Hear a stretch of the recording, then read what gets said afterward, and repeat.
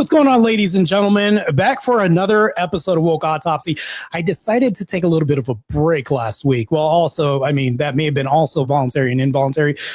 Hey, how's it going, Vic? Good to see you again this week for another episode. How you doing, man? I am doing good, brother. I'm feeling really good. I'm excited about today's guest. Yeah, bring it on, as they say. Okay. Guys, brace your seats. We're ready for something that doesn't get talked about. Matter of fact, it's damn near brushed under the rug. It's an issue that's near and dear to me and affects all men. No, we're not talking about prostate cancer or any other bullshit like that. Let's get into it. Welcome to another no holds barred episode of Woke Autopsy, the podcast where we dissect cultural sacred cows, challenge comfortable narratives, and perform the post-mortem on ideas that are harming society. I'm your host, Marte Reyes, alongside my illustrious co-host, Cool Vic. And today we're cutting into a disturbing trend that's been making headlines with alarming frequency: the apparent rise of cases of female teachers engaging in sexual relationships with their underage students. Yes, you heard it. We're seeing these reports of these incidents across the country: arrests, scandals, pregnancies, and shattered lives. Yes, married women too. Crazy, right? Yet the conversation around them often feels muted, excused, or outright romanticized compared to similar cases involving male perpetrators. On this episode, we'll examine why this pattern seems to be increasing, what underlying cultural, psychological, or societal values or factors may be driving it, and crucially, why female teachers in these situations frequently receive significantly lighter sentences, lighter treatment, and easygoing presentation than their male counterparts for the same crimes. Yes, indeed. We'll also ask the tough questions about why the issue appears to be swept under the rug societally. Is it lingering stereotypes about women as nurturers rather than predators? The boys will be boys, or he got lucky mindset that dismisses harm to male victims? Or something deeper in how modern culture handles gender, power, accountability, and victimhood.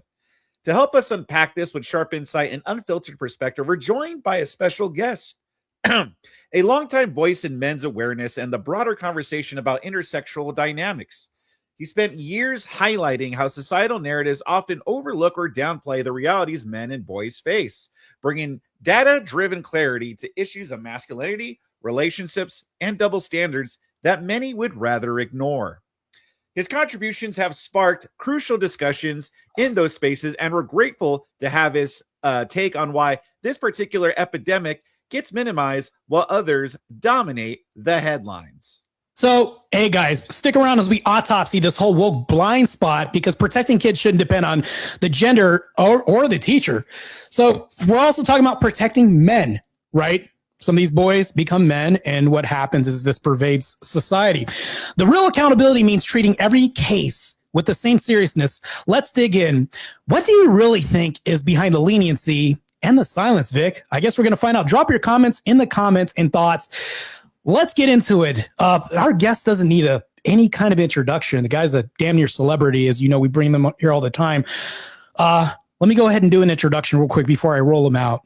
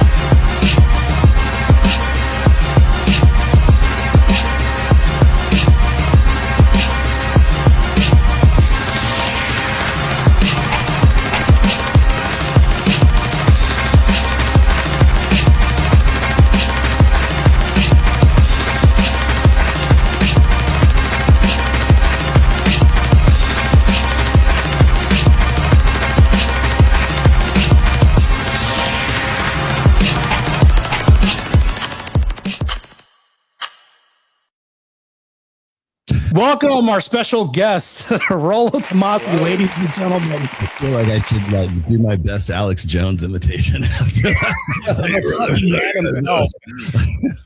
it going, Rollo? Long time since we last talked. Good. I love that intro. Thank you very much. I don't think I've ever had anything done for me like that before. Well, I mean, I do this for all my guests, especially if they're going to show up. They're probably based. Most of our guests are based, right, Vic? Sure. Oh, yeah, definitely. There hasn't been one unbased guest yet. So, yeah. For sure. Yeah, you might be the one that actually breaks the mold and actually uncovers a lot of grime in regards to this issue that we're going to address. It's crazy. I've been hearing about this, and on social media, it's almost on Twitter. I see a new report every day or every other day. It's crazy, Rollo. Mm-hmm. So I took it upon myself to start tracking these incidents back in 2024. I probably could have done it earlier. I remember when I was doing the original show with Pat Campbell, when Pat Campbell was still alive, as far back as like 2018, 2019, we started talking about this on his terrestrial radio show. And so we noticed this sort of like uptick in these incidences of teachers essentially statutory graping their students, right? And that's you have to put it into those contexts. In fact, every time I make a note of one of these, that's the first thing anybody wants to say is how come they won't use the term rapist, since we can't say it on YouTube, right? Yeah, because that's essentially what's happening. It is statutory, forced copulation, let's just say, because the kid is usually under the age of consent. So he's whatever that state is, whatever we're talking about. And so like clarifying those terms is I've been trying to be as honest and upfront about that every time I record one of these, but I started doing it back in the beginning of 2024 because I started seeing more of this uptick, but I did it for a different reason though, because it was about that time that it was like the incel panic at that time. Right. And I personally was on a list amongst others with Fresh and Fit and Aaron Clarity and Rich Cooper for this NGO that was called Diverting Hate, that was taking money from, well, technically taxpayers, right? It was DHS, Homeland Security dollars funneled through the McCain Foundation through ASU, Arizona State University. And then that's where the NGO is. And so you have all these NGOs they basically have to, it's make work, right? They have to like convince you that they're what they're doing is making a social impact or something. So please keep giving us money to the tune of about $800,000, like almost $1 million, right? They just 200,000 shy of $1 million. And it was meant to sort of, I should say, it was fueled, let's say, by this fear of incels becoming the next Elliot Rodger. And that's the only name they can really remember, right? Because that was like back in 2024 or 2014. And that was the Santa Barbara incident where that one kid and basically he actually killed more men than he killed. He killed one woman and like two guys, basically is what it was. But he had this manifesto and he was part of an online forum. And then, I think probably between say like 2010 and like where we are right now, I think I can probably count on the fingers of one hand how many violent quote unquote incel incidents there have been in the United States. But yet we're still, guys like me or guys like Mike Sartain or people who have the best intentions. We get thrown on terrorist watch lists because they think that we are radicalizing some sort of homegrown domestic terrorist group that's called those incels. Well, it turns out that the incels are lazy. Like the incels tell it, they don't care. You can't radicalize an incel any more than he already is. Yeah. But so that they made incels the boogeyman to the point where they're like, taking taxpayer dollars to do these studies and, in the UK and in the United States as well. And I thought about it for a minute and I go, there have been, because I just tried, I think it was like January or February of 2024. And I go, there have been more incidences of female teacher student sexual assault cases in this month alone than there have been for the last 10 or 12 years. I mean, probably more than that. of violent incels. And I said, and how come nobody's shining a light on this? How come nobody's talking about this? So I took it upon myself to, anytime I saw it on Twitter, or I saw somebody on Instagram would DM me or whatever, I saw it in the news, if I happen to be online, if I found an incident of let's just say teacher student essay, female teacher student essay, I recorded it. And so I make one tweet about it. I put it in a bookmark and I just leave it alone. Right. And it's okay. I've been doing this for this. This is the third year. I'm going on 3 years now. Right. Wow. So in 2024, I logged 79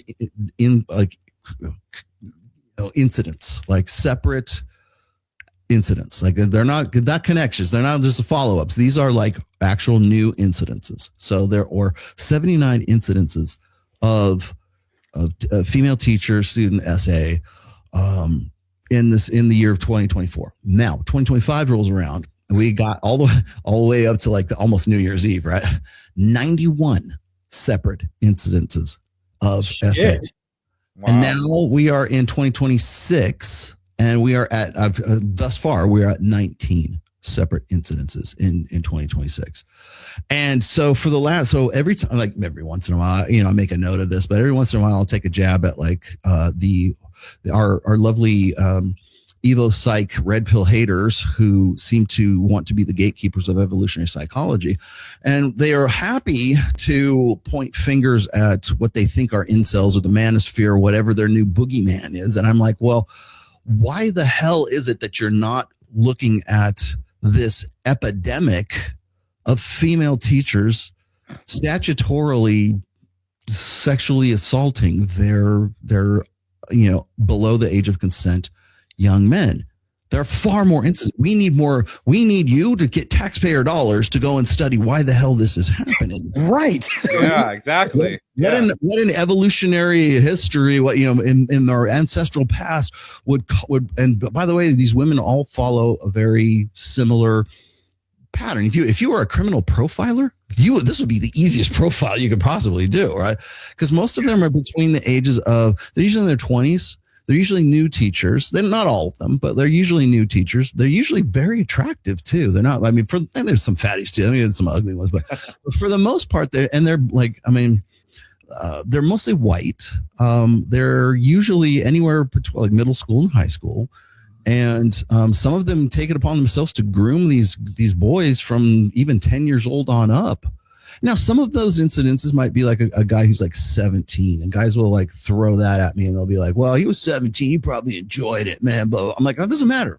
It does not matter whether the boy was DTF. It does not matter. Yeah, because exactly. The law says, I'm talking about the law. This is the law. This is what we've established. And if it was a girl and a guy teacher, you guys would be throwing we would have a presidential inquiry. We would have a senatorial, inquisition about this epidemic of male teachers, assaulting their female students. But that's not how this is going. Yeah. Well, that's the thing, though, is I want to say this, though, is that whenever you have this, I always look at the inverse. If the shoe was on the other foot, how would this then be treated? I'd like to roll out some special cases real quick. I'm going to present a video. Of course, this can be like an emotional argument. The feminists are going to say, oh, whatever, this and that. But this is actually taken apart from this year. And this is documentation I'm going to prove so that the audience, I don't have to buy in the audience for them to believe this is happening, because I have seen Rollo on his Twitter. Matter of fact, this leads to the next question before I roll out the video. Rollo, you've been publicly tracking these cases, which leads to this, dozens per year, like your female teacher student rapist, number 13 for 2020. Uh-oh. He bug out. He pulled out. Oh, there he goes. See? Wait. They're trying to get to you, Marte. We got you, Marte.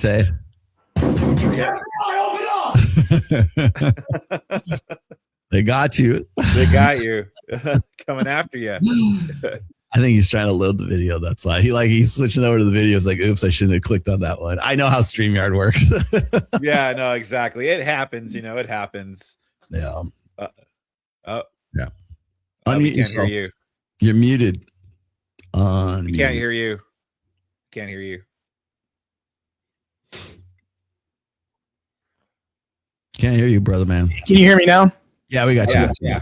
Okay, cool. I think I went down to the less than HD version of my camera, but I can deal with that. I don't really care.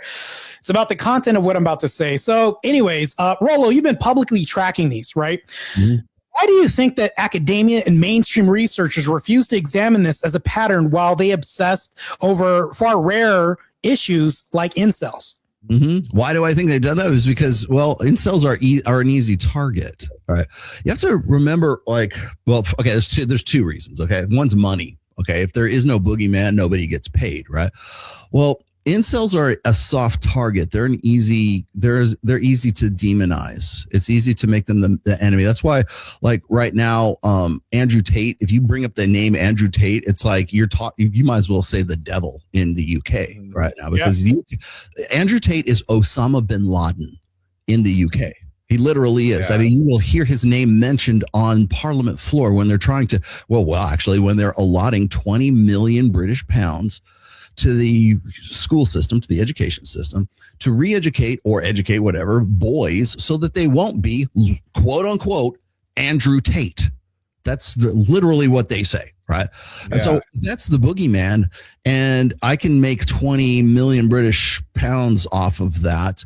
Well, maybe I can get my doctorate for this study on incels if I pass it off to the right NGO or the right the Center for Combating Extremism or something like that in the UK.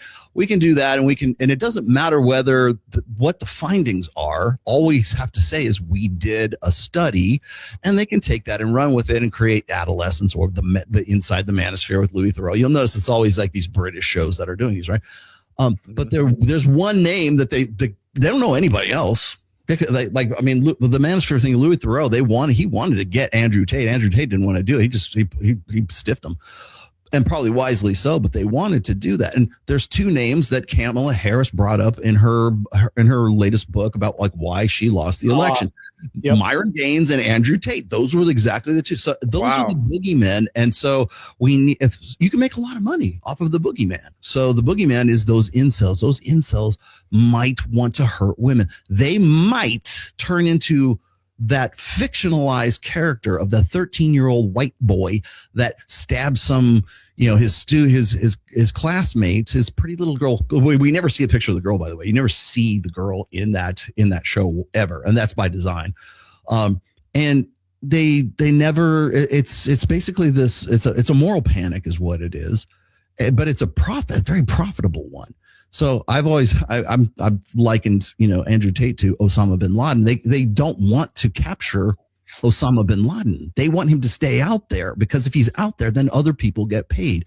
And so that's why it preoccupies all of these researchers it's far more profitable for them to go and do a study about incels or whatever it is. The manosphere, the red pill, this, that, whatever. It doesn't matter. Like they want it to be as unflattering as possible, but it doesn't make any difference because the money's going to come in for the NGO, and the money, like the NGO has to prove that it's doing something. I don't know if you guys are familiar with Imran Ahmed. He was the guy that I was on Dr. Phil with. He sat across from me. They're literally kicking that guy out of the United States right now because the guy was he was a scammer from the UK pulling the same NGO bullshit here in the US, and they basically wanted to deport the guy. Hopefully they have. I don't know. I didn't follow up on that story, but yeah.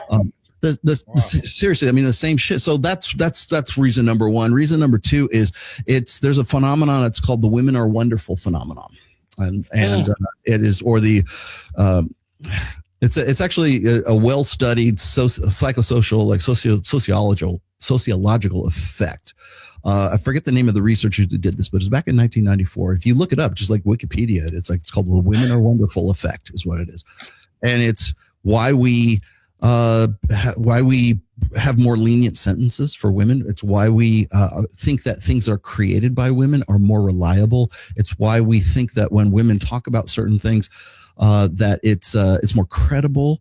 Anything that is like team woman, anything that is female is always above reproach, right? And so that's like, there's not going to be any like big name evil site guy or anybody who's doing like research who would be happy to do something about incels because that's easy. Like that's easy money, right? Yeah. But we'll never do a real hard, because first of all, how do they get funding for that? That's another thing. It's like, how do we look into why all these pretty teachers who are married are banging these guys, and what is it that's motivating them? How do we stop this? And how do we implement like, controls in this? They won't do that because women are wonderful. That's a man part, like abuse and sexual assault and harassment and grooming. That sounds like something like guys would do. But no, I have logged 79 individual instances in 2024 and 91 in 2025. And now we're at 19 in 2026 right now and counting. And it's like, and every time, well, not every time, but most of the times I'll attach some little, poke them in the eye kind of thing where it's like, and still no word from so-and-so or the ivory tower of no these NGOs. And there's no Netflix documentary about this. There's no Louis Theroux looking into this, like this epidemic and that's been going on for at least the last 3 or 4 years right now. No one will touch this. In fact, I don't think anybody would touch it even in the red pill right now. I'm the only one who's been, as far as I know, up until you guys start doing this show. I'm the only one that's been doing dedicated shows like once a year. Like once the tally is up, I'll go, okay, well, the number 79, right? It's funny to be flippant about it, but the fact is like, nobody wants to touch it, because if they do, it's an unflattering truth about women. And really what it comes down to is it's dual mating strategy. It's not mate switching hypothesis. It counters and it crushes so many sacred cows of Evo psych that they really so want it to be assortative mating. It's not assortative mating when Sally the school teacher is banging the jock from the football team. That doesn't jive with that feel. It doesn't taste good at the end of the fucking research, man. And so that's why they won't touch this. It's the women are wonderful effect, and people there's no funding, there's no will to do it. So like when I do it, I'm an asshole for doing it. And I'll mark my words on this podcast right now. Somebody will do it and they'll do something and they'll fuck it up and they'll go, how come you didn't get Rollo on? How come you didn't get him to talk about that? Exactly. It's like clockwork. That's why I didn't get invited on the Manosphere documentary, because I would have fucked up their narrative, and I would fuck up their narrative on this too. This is why specifically I wanted you on, because I've seen your X post. I follow you on X. I mean, we follow each other, but I've seen your post and I was like, another one. He's doing the same thing I'm doing. He's tracking this, and they're in my saved folder on my phone too on Instagram. So I'll see another case pop up. I'm going to bring up a quick video. Rollo, you can tell me to stop it if you want during the video, if you want to make some commentary. It's only like a minute and a half, but trust me, it's loaded, chock full of BS that we're accepting from societal norms, I guess, apparently from PDF aisles that are women, of course. I'm going to play this for just a second. Another teacher is arrested for an alleged sexual relationship with a student. It's just one of many cases we've covered in recent weeks, highlighting a disturbing pattern emerging across the nation. Shocked this morning after a middle school teacher in Highlands Ranch is accused of having sex with one of her students and then stalking that victim. Peoria police submitted one count of pandering against Haley Beck, accusing the teacher of having a sexual relationship with a student and paying him. According to police records, Beck explicitly writes about sex, drugs, and alcohol with the student and sent him money several times. In total, investigators calculated $630 worth of transactions, with one captioned, "This money exchange just felt like straight prostitution." The student referred to Beck as Sugar Mommy, who $29. Geez, that's cheap. So the student told her this felt like prostitution. Think about this. It should be the other way around. Normally we'll hear this normative from women saying this to guys. It's the guy telling the woman this in this picture. Well, it's like, did you catch that part where like this emerging trend? Like, this is an emerging. It's been happening. Yes. Yeah, it's been happening. It's been happening for like at least 5 years. And actually probably more than that, because the Pat Campbell days would have been like probably 8 years ago. For sure. shared feelings that she was being used for money. Women hired to nurture and teach children, later accused of taking advantage of their positions and sexually assaulting the kids. What's driving them to molest kids that they should be protecting? Tonight, shocking allegations against another teacher at a local school, a music teacher charged with having an inappropriate relationship with a student. And that teacher replaced another music teacher 2 years ago who also allegedly had a relationship with a student. Look, a replacement came in to replace the previous molester of students. So it's they always show them these. They never show their mugshot. They always show them like teacher of the year. There's so many teachers of the year. Yeah. That's And it's like it's always this perky little like Instagram shot, like "Hi guys, welcome." like beauty pageant contestants, they'll portray them in the media. But meanwhile, the guy looks like he's the worst guy you want to bump into in a dark alley. But the women, you'll never see this on their side.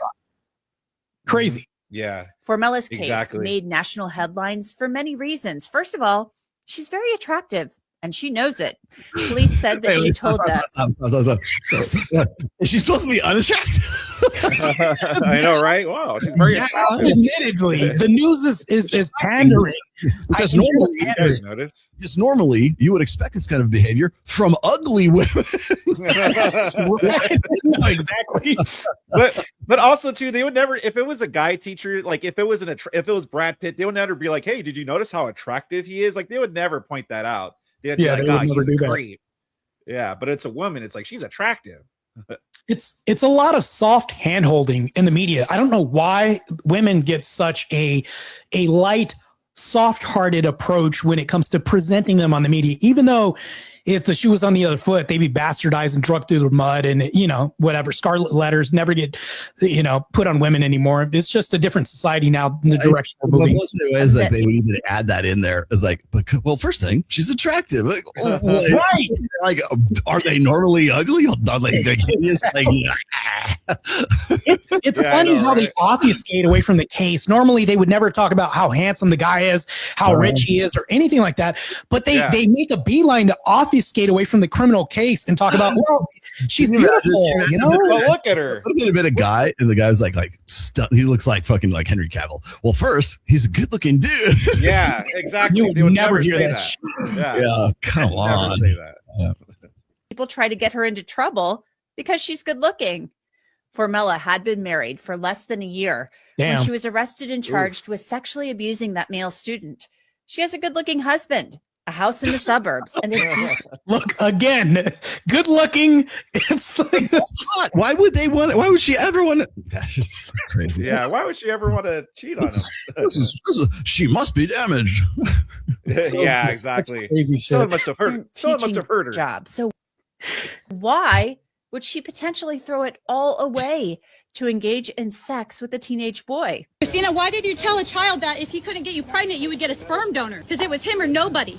Two women teaching at the same Peoria high school are accused of sexual conduct with a student, and police say the victim in both cases is the same teenage boy, but no arrests have been made. No arrests have been made. No arrest? No, you'd be shocked. 13. There you go.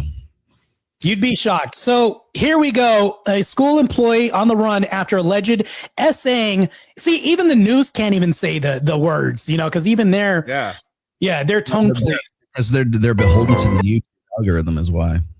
Yeah.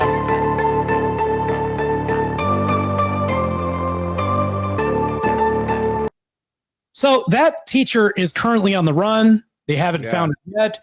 And it's like, she's on the run. We'll find her. There's no immediacy when it comes to this. And there's no urgency. And there's no hammer that comes down hard on women. Why is that, do you think, Rollo?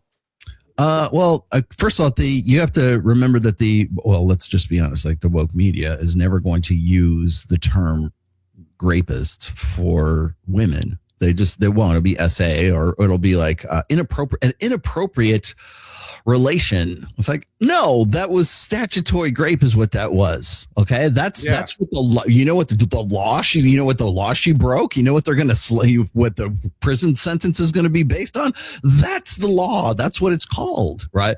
But they won't say that because again, women are wonderful. We cannot possibly, because they're beholden to a gynocentric social order and they control the language. And that's a good education in, I say neuro-linguistic program. It's not really. It's there was I think it was George Orwell who said this. I think it was in 1984. It says if you can control if language controls thought, then or if thought controls language, then language can control thought. And that's exactly what this is. They don't want, and they're pretty, they're gorgeous. Look at her, look, they're hot. It's like it's like an 80s lucky kid, you know. Man, it's like one of these 80s teen movies, right? Look how hot that chick is. And that's the other side of this whole dilemma, is because like I expect this from the woke media. I expect these, but if I go and I say, okay, this is a female teacher, student, rapist number 19 for 2026, and I might add some snarky little thing at the end of it just to like, you know, poke the bear a little bit, which never gets poked, right? For the gatekeepers. And then usually, especially if the chick's like attractive, if she's a smoke show, then you'll get these guys in the comments. I mean, it is without fail. Nice. Yeah. Like he'll be like, oh man, all the chicks that I saw, all my teachers were ugly. Oh man. Yeah. That's not, or they will say, that's not great. I'm like, what do you mean? I go, well, obviously the kid enjoyed it. Look at her, right? She's beautiful, right? Obviously he enjoyed it. And it's like, it doesn't matter. He's a child. He is under the age of consent. Therefore, he can't possibly give consent.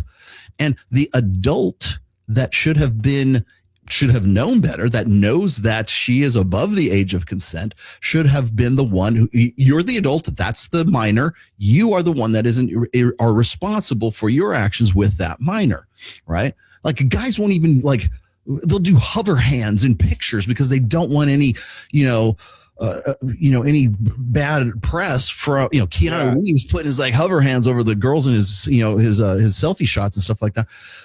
But the kid enjoyed, but the guy enjoyed it. That's okay. Right. And I'm like, well, why is this like, I'm focusing on the law. Like either we have a unitary law that applies universally for men and women, because I will tell you right now, if a male teacher sends what could be construed as an inappropriate text to a 13, 14, 15, 16-year-old girl, that guy's done. I've gotten into these debates with Dr. Richard Reeves, who is insisting that we need to get more men into teaching. I'm like, are you fucking kidding me? They don't want to get into teaching. First of all, it's a low-paying job. It's a low-status job. It's a low appreciation job. But hot bitches don't want to fuck male teachers, so that's another thing. And the other thing is that you're never. And then, so think about this: you got to go through 4 years of college, right? To get whatever your degree is, then you got to go to get your teaching credentials. So that's another 2 years or whatever. Like, and maybe you got to go for a little bit more than that, depending on what the subject you're going to teach or what grade level you're going to teach. And God forbid you're like, I want to be a special ed teacher. I've known like the singer in my old band, Livy, she was a special ed teacher. And I know what she had to go through and the amount of money she had to spend like on student loans to get that degree and get that certification. Now imagine you're a guy and you spend anywhere between 6 and 8 years to get your degrees, and you got a master's degree, you have to have a teaching credentials, and you got to be certified to go in and do the kind of teaching that you're going to do. And with one text that can be construed by some 14, 15-year-old girl who just simply doesn't like you or doesn't like the way you talk to her. Maybe he listened to Andrew Tate or something like that. All that money and all that student loans and all the effort that guy put in for the last 8 years so he could be that teacher, poof, gone. You start over, go start a podcast, go do something other than that. You basically wasted 8 years of your life. So yeah, it's a high risk job to get into, but hey, we need to get more of it. And so that kind of leads me into the other side of this is people want to know why there's so many female teachers that are doing this. Are there male teachers? I'm sure there are, but it's shocking how many female teachers that's an epidemic, right? And the reason for that is because it's simple law of averages. There's more female teachers than there are male teachers. It's gonna happen. Like when you look at the last stats I looked at in I think in public school, like from like kindergarten through really, when you get to a graduate degree, 79% of your teachers are going to be female. And that's like, unless you're doing something in STEM, unless you're doing like engineering or mathematics or something like that, you go, but like from the time you're in kindergarten through the time you get out your high school diploma, your teachers are going to be overwhelmingly, almost 80% are going to be female. So when you look at how many women are in the education system, and even I think Helen Andrews was talking about this, how many women are in like psychology and in the medical field and are in law right now. And she was like, she's giving that talk, everything. One of the things she says was education, right? Which you think about all of those fields where you put a lot of women into them, and you think how important those fields are to forming the next society, for forming the next generation, right? So is it any shock that I don't know, a 24-year-old to 34-year-old blonde chick from the Midwest who is unsatisfied with the beta schlub that she married, and now she's a school teacher and she's around guys that are like they're like their football player. Trust me, I don't think none of these chicks are getting with like ugly dude. They're not getting with the fat kid. They're getting with the kid from the water polo team or the football team or something. Those are the guys that they end up with, and even to the point where they bring in some of these cases other teachers to like watch out, to run point for them, right? To watch out for them. Like that happens in class. Yeah. Right? And it's just, so like, imagine if it, again, we're flipping the script. Imagine if it had been men who were doing this. Like I said, there would be a senatorial inquisition into all of this stuff. And we would spend inordinate amounts of money, and yet no one is even, only us, like only me, only you guys, only the red pill for sure are bringing this to light. And of course, the minute we do, what's wrong with you? Don't you know that men do it too? And like everybody thinks you're a misogynist for bringing this up. And I'm like, no, I'm not a misogynist. I'm pointing out the flaw in your system. You want to go and spend taxpayer dollars on discovering whether incels are going to be dangerous or not. And guess what? They're not. Right. For the past, 20, going on 15 years now, you can name like 2 or 3 people who were incel kind of shooters. Right. Okay. Very bad. But I can name 19 in the month of freaking, from March or from April to the beginning of this year, women who have sexually assaulted their students. And no one's saying it. Local news might just give it a little bit of lip service because it's salacious, right? But it follows a pattern. It follows like the chicks are like 9 times out of 10 these girls are married, and the guy, and half the time the guys are married. They say I'm going to stay with her. I'm not going to divorce her. Like they want to stick with her anyways, which is probably why she wanted to get with the guy, the kid in the first place, right? And I think it shattered like it goes much deeper than just like what I initially started out with. Like I was just using it as a comparison between like incels and like, here's something that should be more important to you guys. Right. I have a post real quick that I'd like to present real quick, Rollo. And then you got to think about hybristophilia, and you got to think about all these other related issues that go along. Hybristophilia. Yeah, that's so true. I think women are drawn to danger. There's hybristophilia. They're also drawn to like problematic situations that are risque. It's almost kind of like, what would you say? Something that they get off on, like I might get caught, that type of thing. Women, for some reason, end up in these predicaments all the time. But I do want to kind of display this real quick because it shows the lopsided nature of the legal system here. I'm going to present this to you real quick. You guys see this is a 2026 post real quick.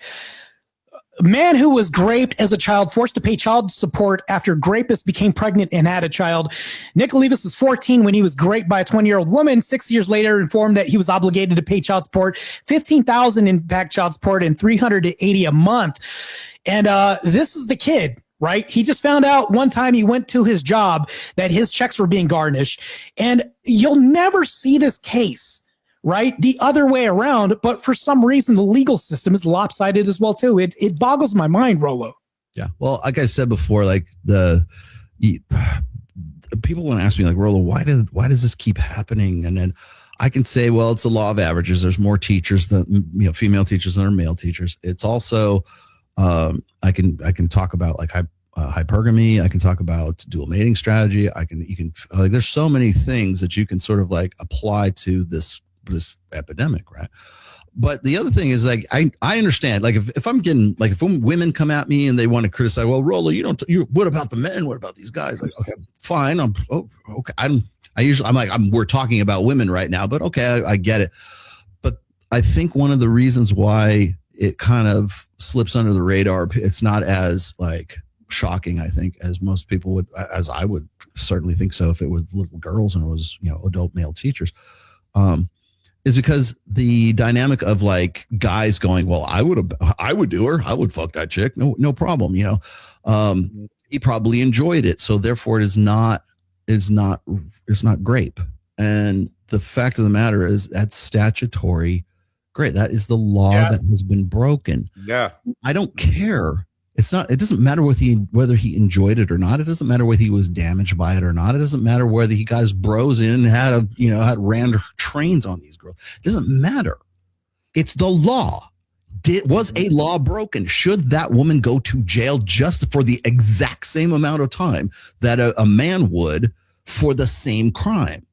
And so now you get into leniency for women, which is, again, the women are wonderful effect. So this is well studied, well documented research on women getting far more lenient sentencing for the same crimes that men would be sentenced for. Right? Guys go away for a lot. Like if you're like even a suspected PC, kitty toucher, you're dead in jail. If you're a guy, you're dead. You're done. Yeah. Not a female prison. You're like, hey, how was that guy, man? A 15-year-old guy. It was fun. So there's a different vibe to it, right? And so the thing is, like, I have to fight guys, male critics, men. I think they're men, who come at me saying, well, we need to lower the age of consent then. I'm like, well, okay, go ahead and run that. So I'm like, okay, so if that's the case, then how do you feel about like gender reassignment surgeries then? Right? Because should there be an age limit for that? Because there really isn't one right now. Where would that be? And so I'm like, okay, so where should that age of consent be? Right. Well, usually it's like 18, right? That makes you an adult, right? Well, maybe in some states depending on the state, I've done the research on this. It depends on the state and it depends on the incident, right? So age of consent might be in Oklahoma, let's just say it's like 16, right? But that's between two minors. Like if the kid's 17 and a guy is 16, no harm, no foul, right? But if it's 18 and it's a 16-year-old, now you're in trouble, right? It just kind of depends on how the states view the age of consent and what the particular context that crime or no crime was committed in, right?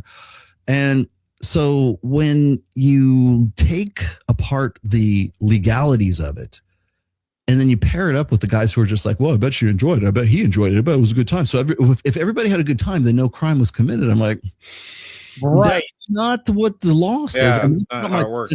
And again, he probably did. I probably had a great time. But you know what? Still broke the law. Still go to jail. Still you did the same crime. I bet that if a male teacher and a 16-year-old girl teacher had a good time together and they both enjoyed it, that guy is still going to jail. Yeah. That guy's still going to prison and probably dying in prison for that. So that's my problem. But then it gets in again. Then now we have the conversation about should we lower the age of consent? Okay, well, what should that be? Okay, well, does a boy enjoy it at 14 or does he enjoy it at 15? Right. And that's like what's the year we're going to threshold? Where are we going to draw the line?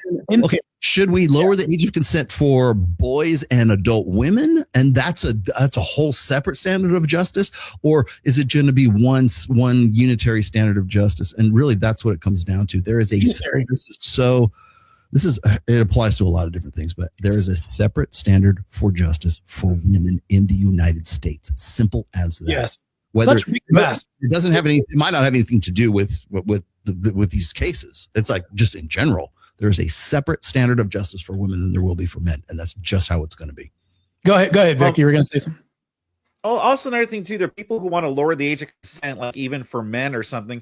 So like, what are you trying? So what if like the kids, let's say we lower it to 15, right? Like for boys or something. Sure. And then the boy gets the woman pregnant. Then well, that means he could be a father, and then he's on the hook for this baby at a younger age.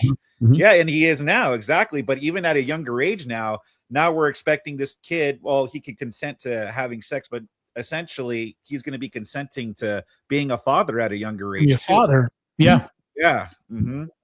And so that's something that these people like about. I feel it's beholden. It's the onus is on me to also point out this is that when I recorded 79 and 2024 and 91, I was hoping we were going to break 100, but when we got to 91 in 2025, I had to also put out the caveat that those are the ones I'm aware of. That's and not saying like there might have been other cases that were publicized that I just didn't float into my feed, right? So I just simply don't know about them. But even the ones I do know about are all separate individual incidences. 79 in 2024, 91 in 2025. I have them all bookmarked on my Twitter, and the thing is, it's only important to me.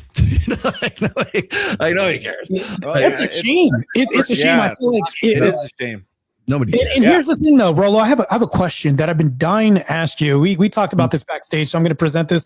So right now in the States, in the interim, where the laws, like there's some flux happening right now as far as like the punishments. Right now, I think it's Ron DeSantis and other states. They're saying, if you are a person that's perpetrating child's sexuality, their space, whatever this is, right? The sexual predator of children or purveyor of minors, if you will.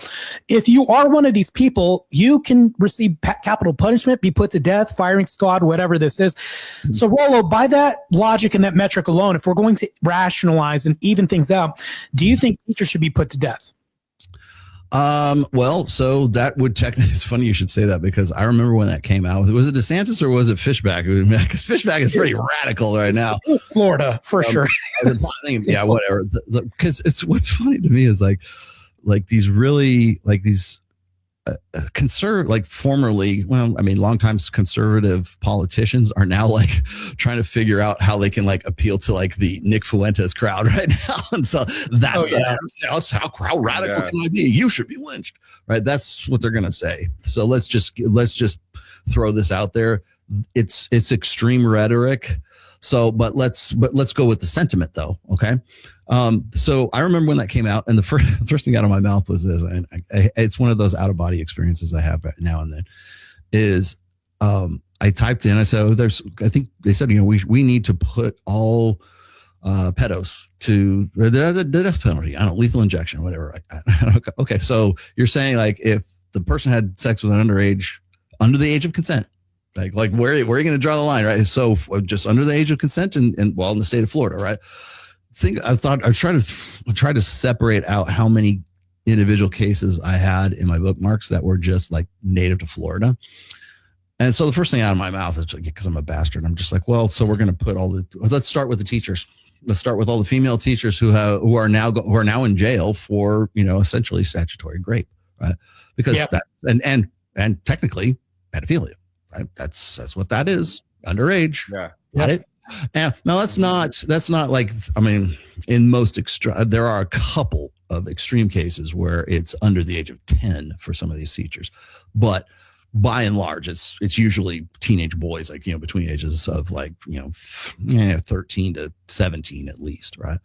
And it also involves a lot of grooming and everything else that goes along with that. But still, we want to put groomers to the same knife as anybody else. And if it's a guy, they're happy to bring out the firing squad.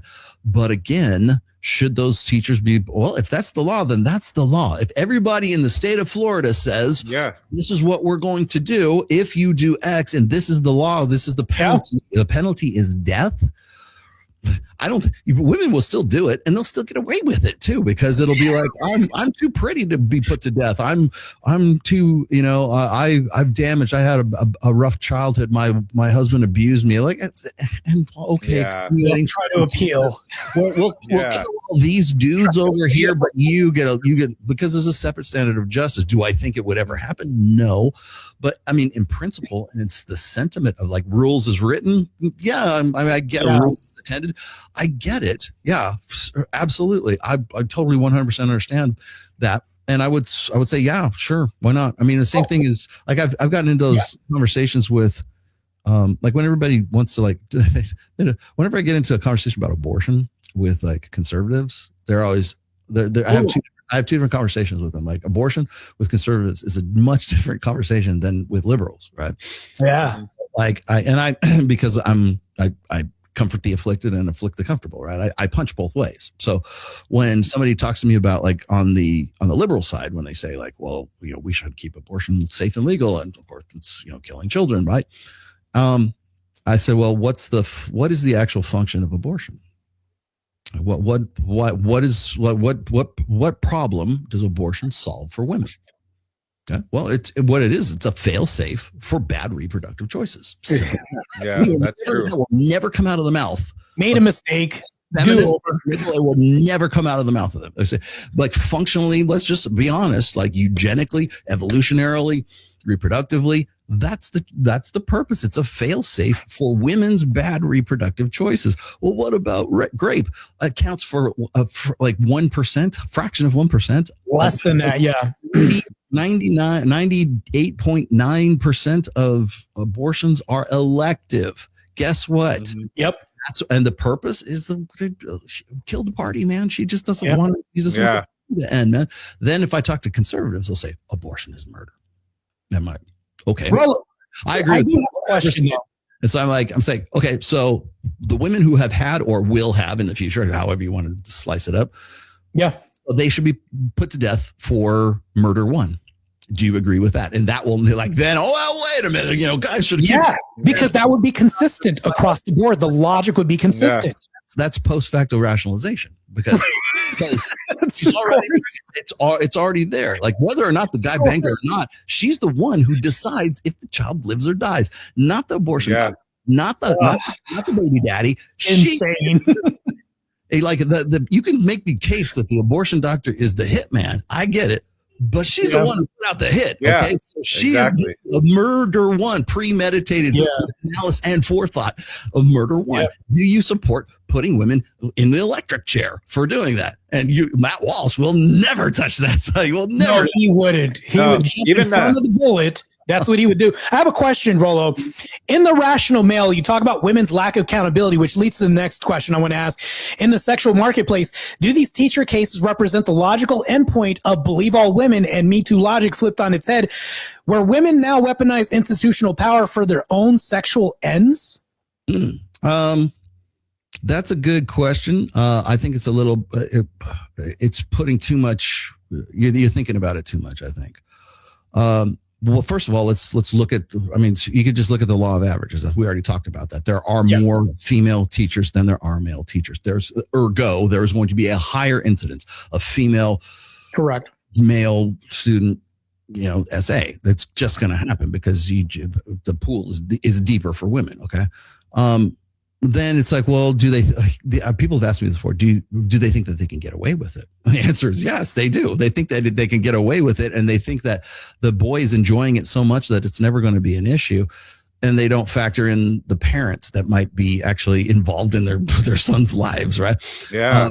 They don't, or if it turns into sort of like this fatal attraction kind of thing, which some of these do, where the woman is just like still like sending him like dozens and dozens of texts and emails. And I love you. Oh, can't wait. I'm going to divorce my husband. I can't wait to be with you. And that's the groomers mostly. Yeah. But is it a power dynamic? I don't think it's so much a power dynamic as it is just an opportunity. Like it's just an opportunity. When I talk about, I can remember when, another reason why I started tracking these things. There for the longest time, from like 2022-ish to 2024-ish, almost into 2025, there's a big push for what Dr. David Buss used to call mate switching hypothesis. Why women cheat, right? Why do women cheat? Yeah. Well, first of all, it's not a mating strategy because you already have to be mated for there to be a mate switching hypothesis. So you throw that shit out the window. Yeah. And I've always said it's dual mating strategy, which is a much more robust, much more reliable predictive framework than anything else. But he's got to be, again, women are wonderful. I want to be a podcaster. I want to be an influencer. I want the ladies to like me. I gotta dish it to the guys so women will love me. By the way, David Buss during that time, 2020-ish, that's when he ran his failed attempt at a dating service, and never really saw the light of day. But again, the reason why he's saying this kind of stuff, he's got to come up with something that is more flattering to women than dual mating strategy, which is alpha fucks and beta bucks, right? Women want to fuck Chad and they want to marry cat. They want cads and dads, right? They want a nice beta guy to settle down with. And that's exactly what's going on with the teachers. They're with these guys who are with them. They're ride or die guys, man. And they still want to fuck the guy who's like the 15-year-old. And so it throws this whole mate switching hypothesis out the window, because what the mate switching hypothesis professes anyways is that women only cheat up in upward mobility, right? They want a guy who has more money, who's got more money, he's got more status, he's got more, it's up the sort of the status hierarchy thing. I'm like, then why is it that these teachers who are clearly well above the 14, 15, 16-year-old students, why are they banging those students then? Like, what is there? Yeah. Are they're cheating on their? Yeah. Clearly, they're cheating on their husbands. Why would they do that? Or do they think that the 15-year-old is going to actually be a better bet in the future and make more money? He's going to be a NASCAR driver or something like that when he gets to be 18. Crazy. What the fuck do you think? And it's like, again, one of the reasons why we don't talk about mate switching hypothesis anymore is because that was one factor that crushed that theory.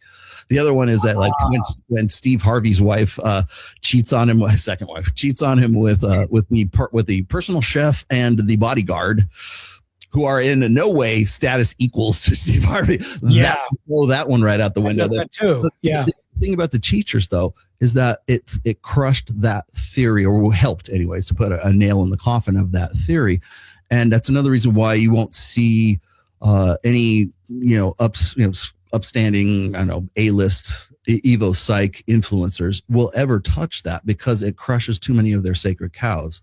And one of those also is assortative mating, right? Now it's because now mate switching hypothesis, everybody sweeps that under the carpet. What's that?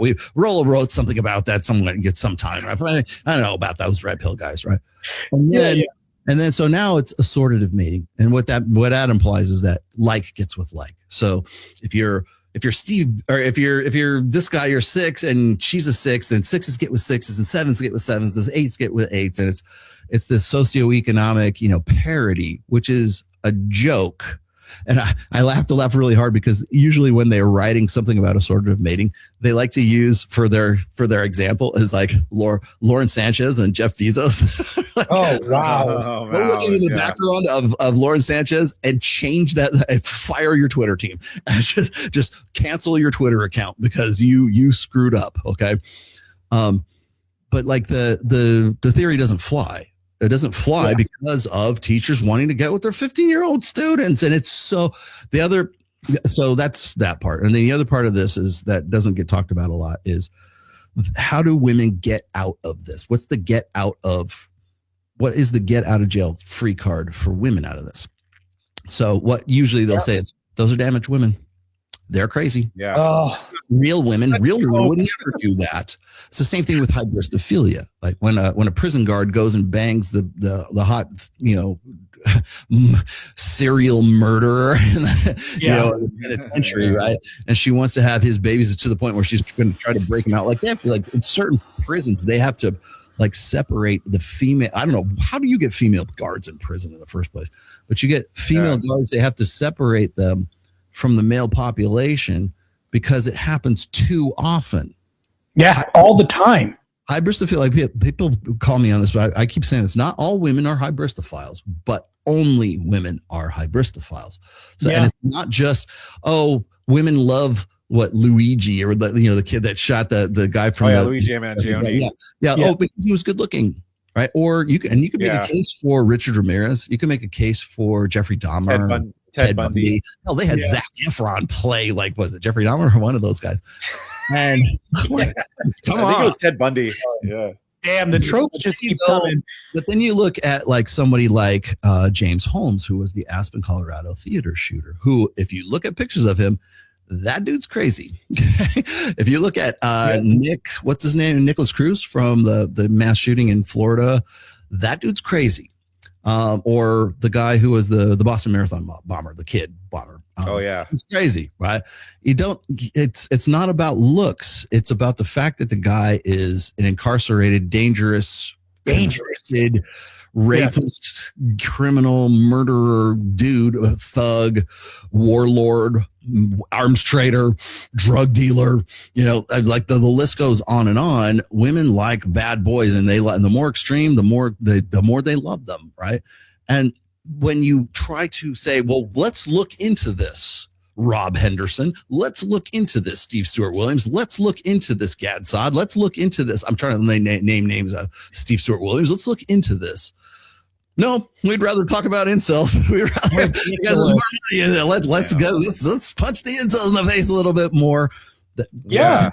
It's never gets talked about. So you have to remember, well, hypergamy is easy, but there's also an element of hybristophilia to this as well, because that overturns this stupid notion of assortative mating right now. It's not who you get with. It's not who you settle on. And using marriage as a metric for the success of your mating theory is ludicrous. It's not who you marry, clearly, because these women are married. It's not who you marry. It's who you want to fuck.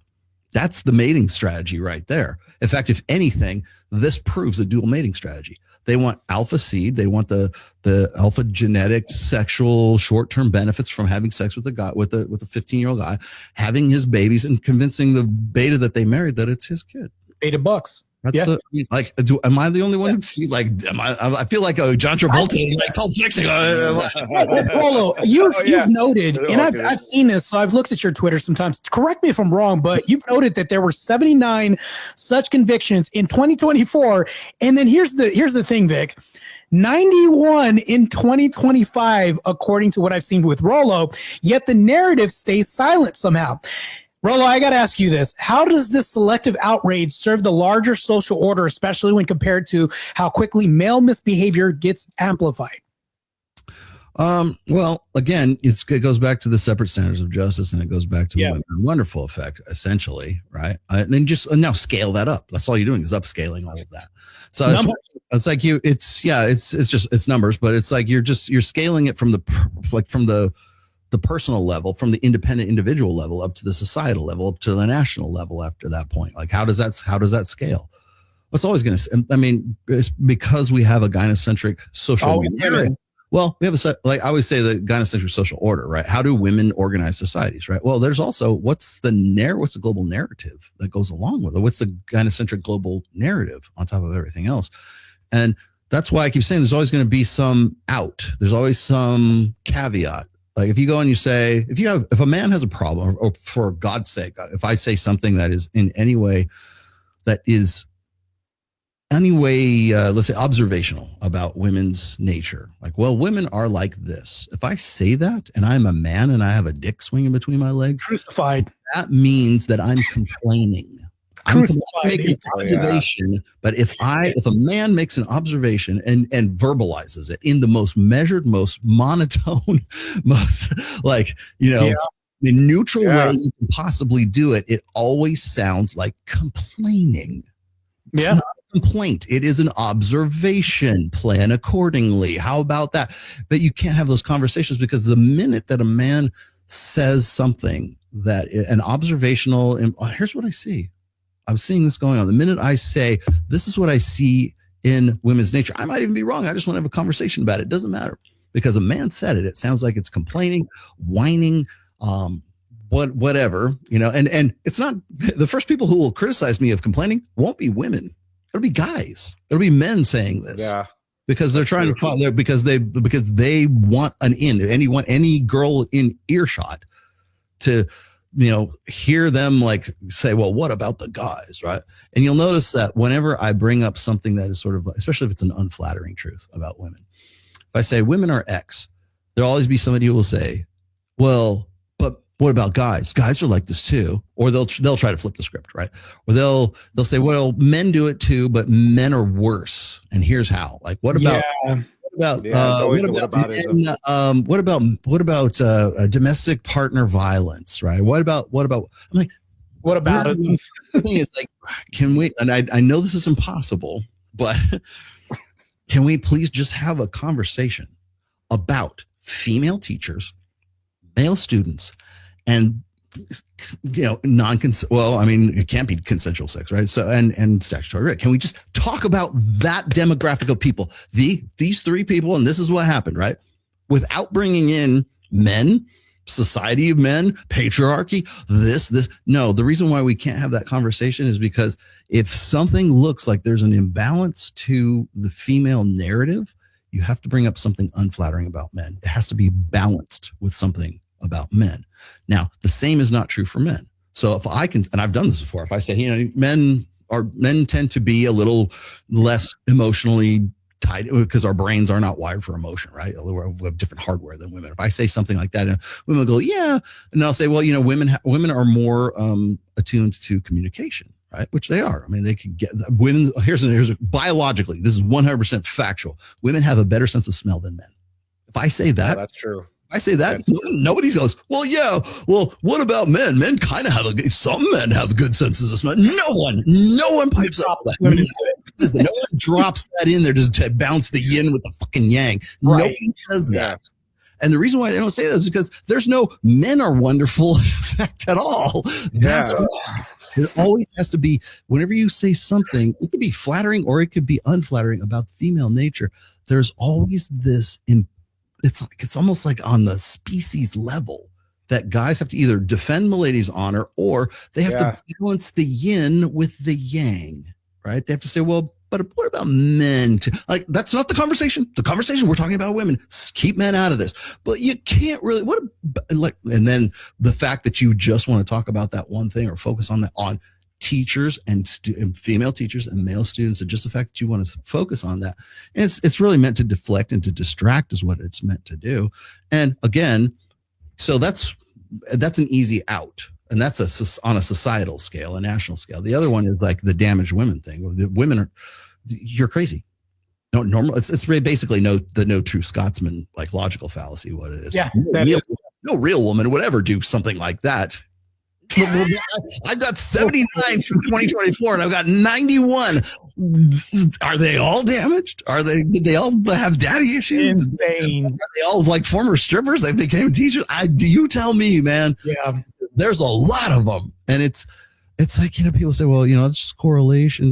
Correlation's not causation. I go, yeah, I get that, but it's a hell of a fucking correlation. But Rollo, we talked about the excuses for women that they paint all the time. For the boys involved, often dismissed as like lucky, because I'll read the comments all the time. And we scroll down the comments, oh, my teacher, I wish my teacher was like that. And we'll hear this all the time and then see this, or they're not real victims. Like we've talked about this. How do you see this shaping their long-term view of women's consent, trust, and relationships? And also a side note too, does it accelerate the red pill awakening, or does it just create broken, cynical men? A little of both, I think. There's always going to be guys.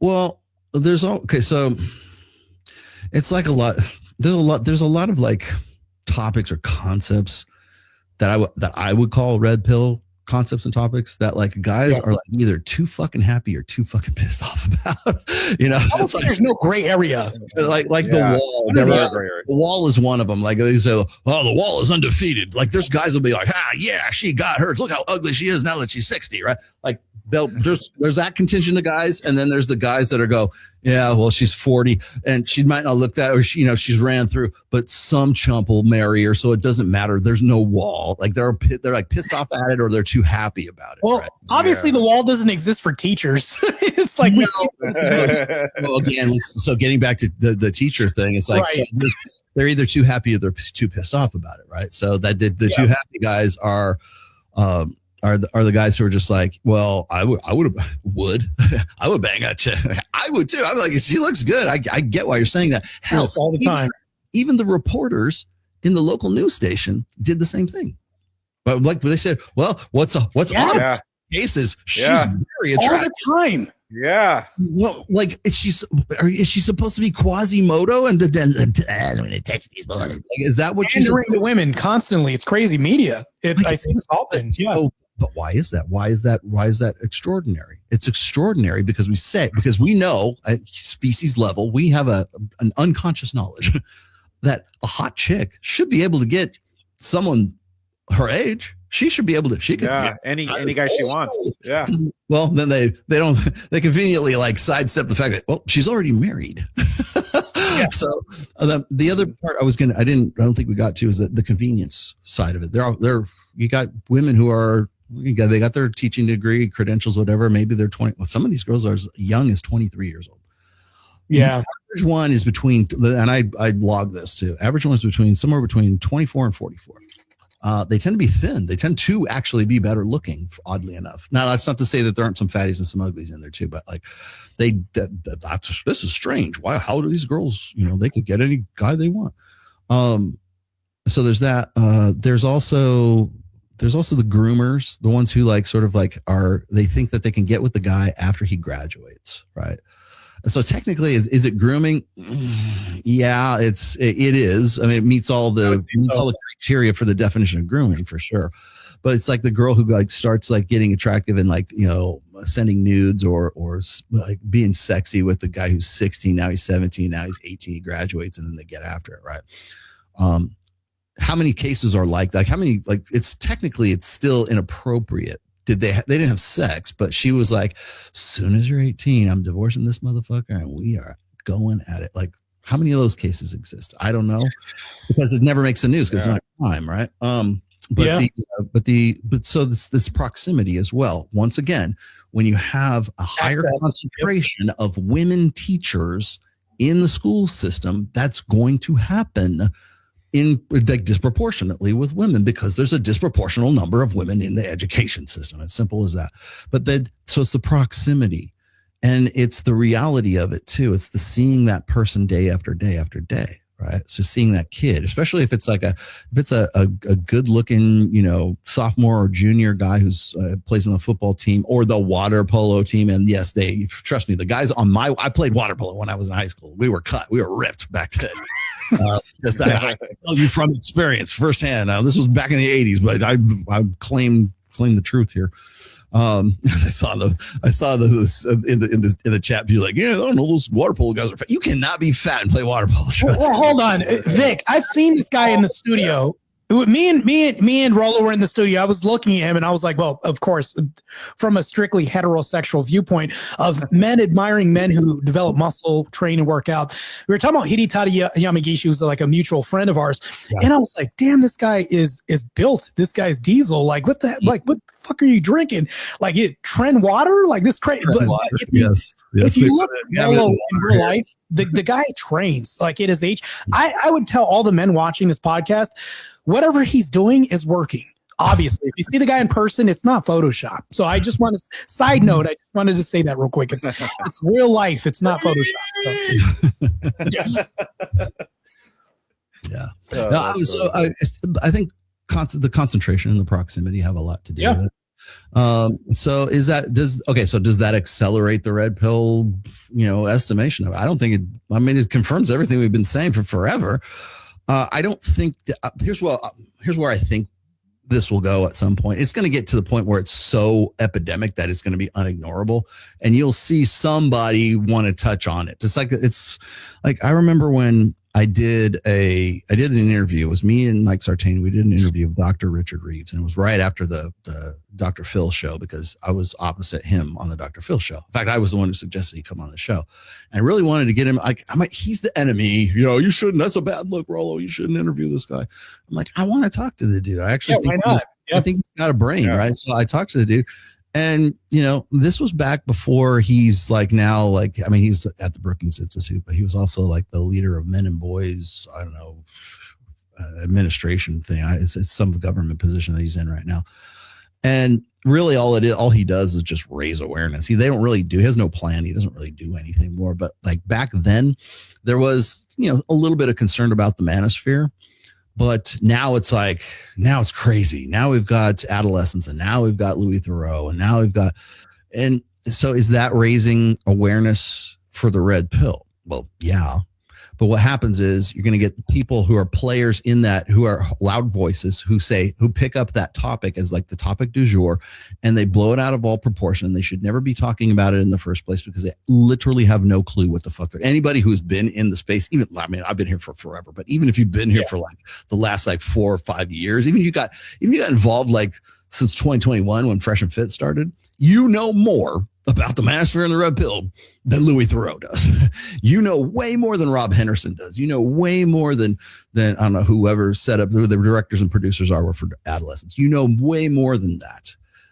But that didn't stop these guys from going and pumping a lot of money into something like that. The same thing I think would happen to the female teacher student epidemic right now. What will happen is it will become, so what happens with the Manosphere and the Red Pill, it became unignorable. What will happen with female teacher student, essay, it will become so common and so over the top that it will become unignorable. And then you'll have somebody go, well, we're going to look into this, and you know what they'll do? They'll go, well, this is really bad for women because women feel like they're forced to have this patriarchal society that's driving them into the arms of these 15-year-olds that they're with, 6-8 hours a day, and they will 100%. I take this to the fucking bank. They will make it about men. It will their crimes. I believe it. Fault of ugly fat men who legislate whatever, right? Or it'll be men's fault because they damaged those women so that they would run into the arms of the 13-year-old boy and groom him so that she can have a baby with him and get child support from the 14-year-old kid when he's 18 anyways, right? And like guaranteed there will, like, you want to talk about no account, like we want to talk about like how like Fresh and Fit wouldn't hold women accountable. Like, this podcast is to hold women accountable. Nobody's holding women accountable. No one will hold women. Just stop it with that stupid line. Yeah, no one does. You will not change their behavior. And you know why? Because of exactly what I said. Because people will make it, they will take it and they will transfer the causality of it to men or something outside of the control, the agency of women. Or it will because they were damaged by an outside force that made them this way, and now they have to go to therapy for it because it will be anything in the universe. But the fact that the kid was hot and she was hot and they wanted to fuck. That was that's the thing. And you know what? She made a bad decision. She committed a crime and she should go to fucking jail for it. A man will go to jail for the same damn thing.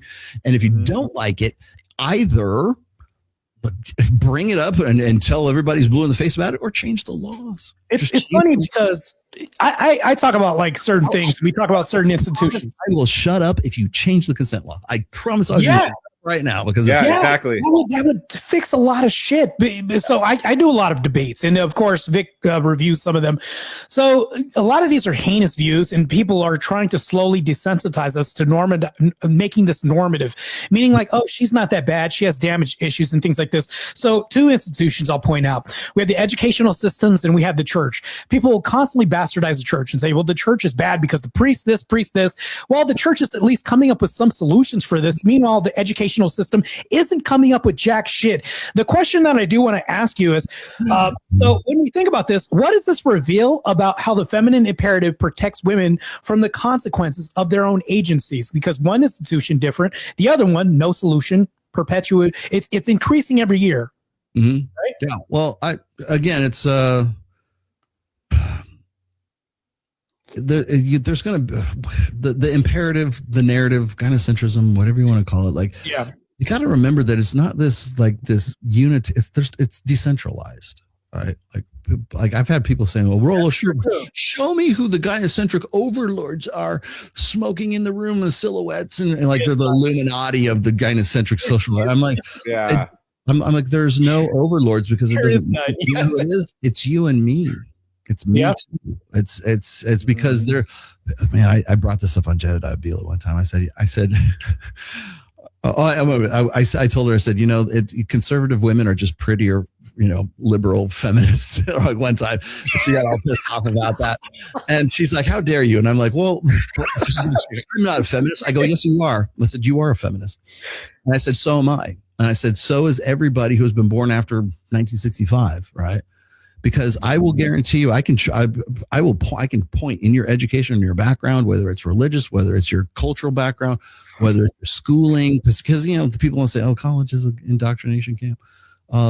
Whether it's your pop culture, you listen to, Beyonce, there's so many ways that you are assimilated and it's saturated into you feminist beliefs.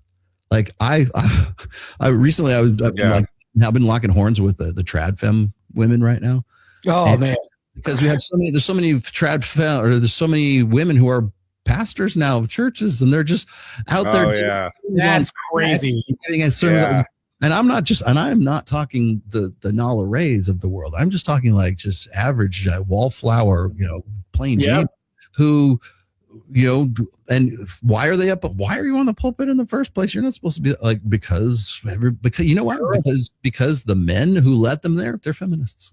And they would say, I'm not, you could go, I would bet you could go to Turning Point USA and you could go to the women's ministry or women's leadership ministry day, which is coming up in June, I think, and ask any one of those women on that panel, and there's probably 24 of them. You ask any of them, do you identify as a feminist? And every single one of them, they'll say no. They'll say no. Are you kidding? No to hell no, right? But Rollo, we have hyper feminists. And I'll even present you Brian Shapiro. They'll agree with me on that. Yeah. Well, here's some of the things you ask them that, like, no, Lena Paul, she's a feminist. She dye her hair fuchsia and have underarm pit hair or whatever. Like that's a feminist. That's not like Megyn Kelly. Megyn Kelly is a huge feminist. Yeah. It's not even covert. Tommy Lahren, man. Tommy Lahren is definitely feminist. Brett Cooper, very feminist. And she would say she's not, right? But when you press them on different issues, when you say like, okay, and I had one sentence. These are the best tweets too, because when you can like type one, it's sublime. It's I don't know. It's like Zen experience when you do this.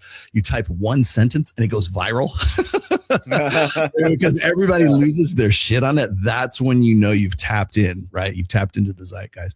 And I tapped in this. I said this because they were talking about like men need to do this and men need to do that and whatever. I think it was, in a marriage, this is what happens in here. And they were talking about biblical marriage and this. And I said, I asked one simple question. I said, should wives obey their husband? Oh my God. Boom. Up to like 500,000. It was a million. Off. Like, and women were just beside, I asked a question. They're beside them. How dare you ask that question? Right. Well, if they're partners, then there should be, and everybody has a take on it. Everyone has some kind of like, here's how we do it. And it's like 50-50, it's 80-20. It's, well, he needs to lead in the family and And I said, I asked one question. I only want a simple answer. In the Bible, it says, oh, here we go. I didn't ask about the Bible. I said, should wives obey their husbands? Simple as that. I don't care biblically, just personally. Should wives obey? It's a very simple question. Yeah. But the fact that so many people, it's like a social experiment. It's like the fact that so many people just like got irate over that. Yeah, and guys too got irate over that. Yeah. It's dumbfounding. But that right there, like I said, a social experiment, that right there, that one simple question, that one tweet that goes viral is the answer to your question. So that's the zeitgeist. True.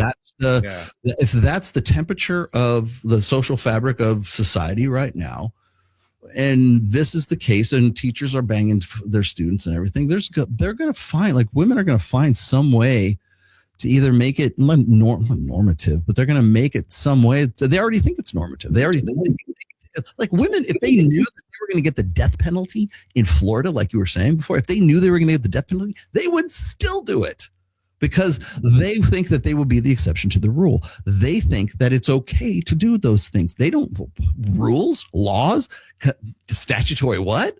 What's that? That's all Latin, attorney language. They don't know anything like that. They only know the kid is hot and then their husband's a beta. And they're like, they see this guy all the time. And they're like, it's like that, the underbite thing where they're looking at the kid all the time and they want to get with that guy, and eventually they're going to take that chance. And the reason why they feel comfortable in taking that chance is because we have the social fabric says it'll probably slide. You'll probably be okay. And now more of them are getting convicted and sent to like long jail. So the last one I saw was like 14 years, right? They will especially if they're grooming, they will get a sentence for that. But is that going to be a deterrent? Like that's what it's supposed to be. Like that's what a jail sentence is supposed to be, a deterrent for the crime, right? You're going to like for an underage boy, you're going to be put to death for this. They'll still do it. And they'll think that they can get away with it because it feels good and it feels like something that women should be able to get away with. I think that the media has had some play in this, and I think that men have co-opted this as well too. Here's the reason why I wanted to break out this other presentation, and you'll kind of smirk when you see this because this is a video I'd like to bring up. This is an example of media kind of coercing us onto like women not so bad. She was the victim, even though it was a child, right? And these are classical examples that I'll bring up, right? So, forced procreation. There's a comic called Invincible. This is effectively a trigger warning that I'm providing, as the next part of this video has to do with sexual assault. Following his argument and being dumped by Adam Eve, no sooner than Mark leaves his house, he is intercepted by Anissa, who has been searching for him for 6 months straight. Anissa explains that it's her duty to the Viltrumite species to procreate, and Mark is her most acceptable option. Mark shrugs off her advances, but Anissa, who is arguably still as strong as Mark, attacks and forces herself upon him. Mark attempts to fight her off, but is ultimately unsuccessful, and Anissa Mark. After the assault, she taunts Mark and tells him to man up, as it may take more than one time for her to conceive. Now, this is a comic. Like, this is something, and of course, if this rolls out, it's not going to get demonized. Well, she told him to man up. And it's fine. Yeah. But if you switch the roles in reverse, it's different. The next classic case I'll bring up is Poison Ivy. She's used pheromones to kind of like induce men underneath some hypnotic trance. And this happened all the time. Of course, I got some stills for you, but this is the scene. I've always wondered, where does that big old bat light come from?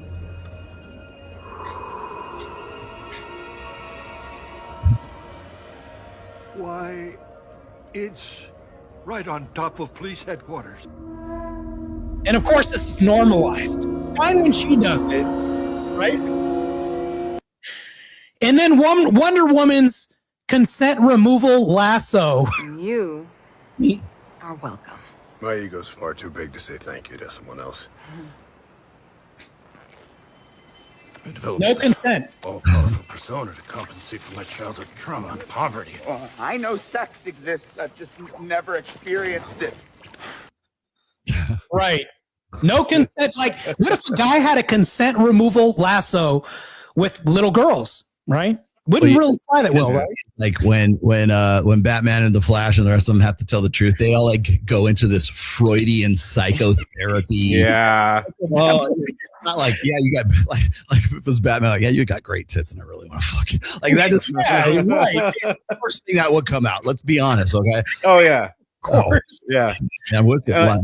Can we get a 3-way with the girls in the Amazon, from Amazon, wherever the fuck you're from? Like that would be the first thing that they would think. But no, it's like, oh, I have childhood unresolved trauma, blah, blah, blah. Like, yeah. So where does that come from? That comes from a female centric narrative. That's why that's what women think that men would say or would think if they had to be forced to tell the truth. They would agree. I didn't snoo yet. Psychology and psychotherapy bullshit. Therapy speak. That's what will come out of men if they told the real truth. Yeah. And the thing is too, is like, I remember I used to watch Law and Order SVU, and then I had to stop watching it because it became too predictable. The bad guy was always the man. And if for some reason, even if a woman was the bad guy, it would always somehow be because of a man. Like it would always be like, oh, he manipulated me into doing this, or oh, he abused me, or he threatened me, and that's why I had to do this. And it became too predictable. It was always the same thing. That it was always a man, no matter what. So therefore, if me committing murder one is forgivable because some man influenced me, tortured me, psychologically manipulated me, however, like that's the damaged woman. I've written like at least a couple of essays on this. It's the damage for whatever that is, right? Is the get out of jail free card, because it's whatever I did isn't as bad as what was done to me. Whatever I killed babies and fricasseed them on a hibachi, but you know what? It was men in the patriarchal society that put me up to it. Oh, it's okay. Give her a pass. And even if they don't give her a pass, the fact that she thinks that she would be given a pass is the problem right there. And again, going back to like, why do these girls, like, why do these women do it? Is the red pill going to be vindicated of this, whatever? The fact of the matter is that even with the foreknowledge, like if it was in the state of Florida and they could be like put to death for those crimes, right? They would still do them because they think that they should be able to do them. And if their acts are forgivable because the husband they have at home is abusive, right? He's not really abusive, but like you can make up whatever the hell you want to. It's emotional abuse or neglect or neglectful or something. When I've talked to Jim Sexton, the divorce attorney, that's the first go-to for women who are going into divorce and they know that they want to like get some money out of it. If it's going to be a hostile takeover is what it is. If that's the way it is, they're going to have to try to paint that guy in as worst a possible way as they can, right? So what's the first thing they do? Abuse, damage, psychological, emotional violence, emotional distress, punitive damages, whatever. Like, one time he, snatched the keys from me and, left the house, and therefore I've been damaged ever since. Oh, okay. Give her the house. It's that again, women are wonderful. The victimization thing is easy. That's what men jump to it. Men want to come to their defense because like they're biologically, evolutionarily speaking, psychologically, it's baked into even men's psyches to be protective of women. It's the male protector dynamic. I've talked about this so many times. Like they were talking about the mass shooting, right, in Vegas, right? The one 77 people died during that event. Men put themselves in front of women they didn't know and took a bullet and died for women that they didn't know. And it's very common. It happened at the Aspen, Colorado shooting. You'll find it at there's like a country bar shooting recently where guys did the same thing. They will put themselves, and they can't explain to you why. They just do it. Like they're going to take a bullet because the reason why they are is because on an instinctive species level, men have a male protector dynamic for women. And it takes a lot to get men over that. Like I'm saying you can't condition it out of guys. You certainly can. But in the moment, men are going to sacrifice themselves for women. We're hardwired to do that. But that's the most extreme side of the protector dynamic. By order of degrees, it kind of goes like, I'm going to die. That's the highest one you can get to, right? But you go on down the list a little bit more. It's I'm going to always make sure that there's a yin to the yang in any conversation where a woman is, seems like she's being attacked because this guy made an unflattering observation about female nature, right? That's another side of that male protector dynamic. The women are wonderful effect is essentially a manifestation of the male protector dynamic. And so if women think that, or it feels right, it feels like they could get away with having sex with a 15-year-old student and stuff like that. The reason why is because on some level of consciousness, women know that men will come to their defense. He enjoyed it. Yeah. You're damaged. Like we could find a million different ways to make that forgivable, right? Unless it's really unless you're ugly, because only pretty girls. Oh my God, right? And that's why we can't believe that, right? But it's the male protector dynamic that is like fermenting this. And again, this isn't a woke thing or a liberal thing or anything. It's an evolutionary thing. Like women are the vulnerable sex and men are the sacrificial sex, meaning that we will die for the lady because they're the incubators of the next generation. We, as long as we pass the seed on and we die, okay, we're good, because our genetics are going to go on we hope are going to go into posterity, right? But that's that's the thing, is like once you get to the point where you have socialized, well, we've taken care of everything, every problem for women. We've made it easy for women right now. So therefore, by making it easy, like we've, like I think it was it Royce? Royce said this. He said the quickest way to make a woman miserable is to give her everything she wants. I agree with that. And we've done that. And so now, well, I want a 15-year-old guy. I'm going to get I feels like I should be able to get this. So crazy. It feels like you're going to be forgiven for this. So I'm going to go do it anyways, because it feels good and he's hot and it was fun. Rollo, that leads to my next question. Looking ahead, we've discussed all this, and this would be like one of the final questions I was asked, but there's so many other questions I want to ask you, but I just want to jump to this one because we're right on the cusp of discussing this topic next. With more women in these authority positions right now across the institutions, across academia, tech, making private access even easier, do you predict that this epidemic is going to accelerate or skyrocket, or will something finally force society to confront this eventually? I think it's going to keep going. Honestly, is it going to accelerate? It's already accelerated. I can prove to you it's even more so than right now. To you that it's accelerated. So yeah, that's true. Yeah, I don't know. Ask me in December. I don't even want to see it. And again, it's like what I am aware of too. So I can't really say 100%. But put it this way: it doesn't show any signs of slowing. It doesn't. 19. I'm probably, by the time I wake up tomorrow, there'll probably be number 20 will be in my inbox. Because I have so many people that know that I do this now that they look for these and like they'll throw the stories out, and they usually throw the ones that I already have. So I have to say already logged. But is it going to increase because of female authority? That's a good question. Well, first of all, female judges. Female judges, first of all, female judges, they tend to inflict harsher sentences on men, and they tend to inflict harsher sentences on men if it's a sexual offense. Okay. So are they doing the same? You say the same thing for female judges doing that with women. I don't know. I don't have the stats for that. I have to look that up on Perplexity. I don't know either. 100% to make an accurate claim. I can't really say that 100%. But I already know this is that there are women already getting lenient sentences as it is for all crimes. So I would include this amongst them. Here, the other thing is will a female judge, will a male judge want to make a example of a woman by throwing the book at her, like giving her the maximum possible sentence? Will a guy do that? There's been instances, I don't really track these instances in like the UK, although sometimes I might, like, if it's really egregious, I might. But in the UK, there's been instances where like women have just got off scot-free because literally the judge says you're too pretty to be in jail. Like, I mean, you're like, I can't believe you. Yeah, I've heard that. Of course, but like you're too pretty to be in jail. You can't, like, this couldn't possibly have been you. Insane. Or they'll just give them community service or whatever. Like the other problem is like I only see the stories where women, like when there's a sentence that finally comes down, it's only noteworthy because the sentence actually came down, right? That there's actually something there in the first place.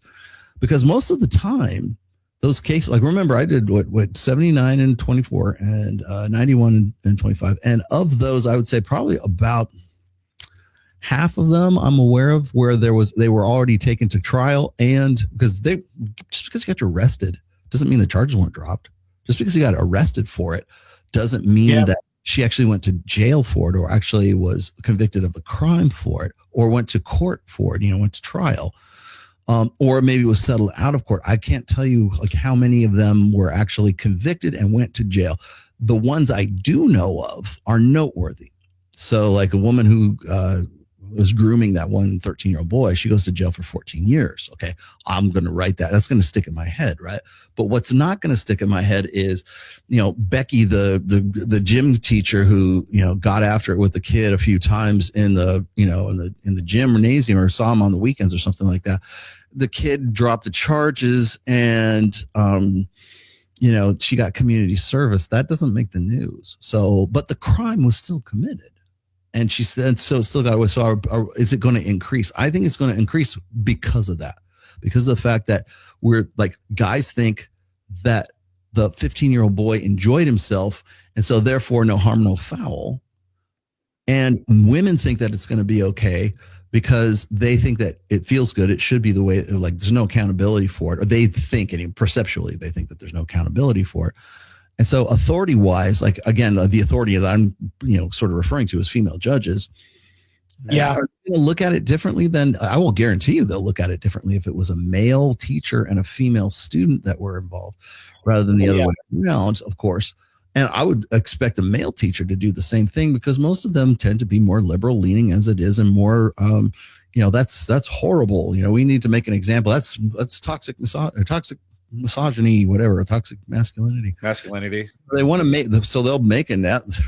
God, can you imagine? Like, of course, they want to make an example of those guys, and they end up dead in the jail, anyways. But yeah, I mean, is it going to increase? I think it's going to. I think it'll get to the point where it'll get to such an epidemic level that it will be unignorable at some point. At that point, hopefully we're going to have some very interesting conversations. But I'm not too hopeful, because if let's say it's a year from now, it's 2027, 2028, and now suddenly the Rob Hendersons of the world or the Steve Stewart Williams, now they want to pay attention to it because they can't not pay attention to it. And the first thing I'll say is, I've been telling you guys about this shit for the last 6 years, and you guys haven't said do about it. And they'll be like, well, no, we've always known this was here. They'll just pull shit out of their ass. So, like the canary in the bird mind. You've been talking about this, Rollo. It's just, it'll by that point, it will just be content. It will just be good content for them. And now suddenly they have a concern about it. They're raising awareness. They're not going to do anything about it. Just because it's raising awareness about it. That's the thing about, like, that's my main gripe these days is, like, there's so many people who want to, like, talk shit about the manosphere and have no idea what they're talking about. But then we'll talk about, like, male suicide, right? Okay. Or we'll talk about the crisis of masculinity, or like the loneliness epidemic, or like name the issue that Scott Galloway talks about, or somebody else, right? Just name that issue, and I will guarantee you the person talking about it we're raising awareness. What's your plan? What are you doing?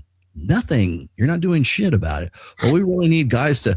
We need guys to have. I've heard what's that comedian? The British guy who does the. Ricky Gervais? No, not Ricky Gervais. The other dude who, like, he does audience work all the time. It's on the tip of my tongue. He's been talking about the Manosphere movie, right? And talking about how guys need to meet up in pubs, and they need to, essentially police the thoughts of other guys, right? We need we need male spaces and all this other shit. Yeah. And I'm like, well, that's great, but the problem is you want male spaces so other men can police men so that they won't be like Andrew Tate, right? And it's whatever the new hotness is right now. The new hotness is talking shit about the manosphere. The new hotness in another year might be talking about female teachers and the student thing. But will guarantee you they'll butcher it just as bad as they butcher the manosphere right now, because they don't see it as anything that's like anything other than good content. It's just content fodder for them at that point. So, Rollo, you've documented this epidemic with clinical precision, as I've already demonstrated. Dozens of cases yearly, zero academic interest. Like you said, nobody's interested in this. And the feminine imperative shielding these women from real consequences. So we're going to go down to solution-oriented processes. What's the actual solution at the institutional level? Also, do we need mandatory body cams in classrooms for these students, automatic felony charges or no plea deals, or a total overhaul that forces equal sentencing to male predators?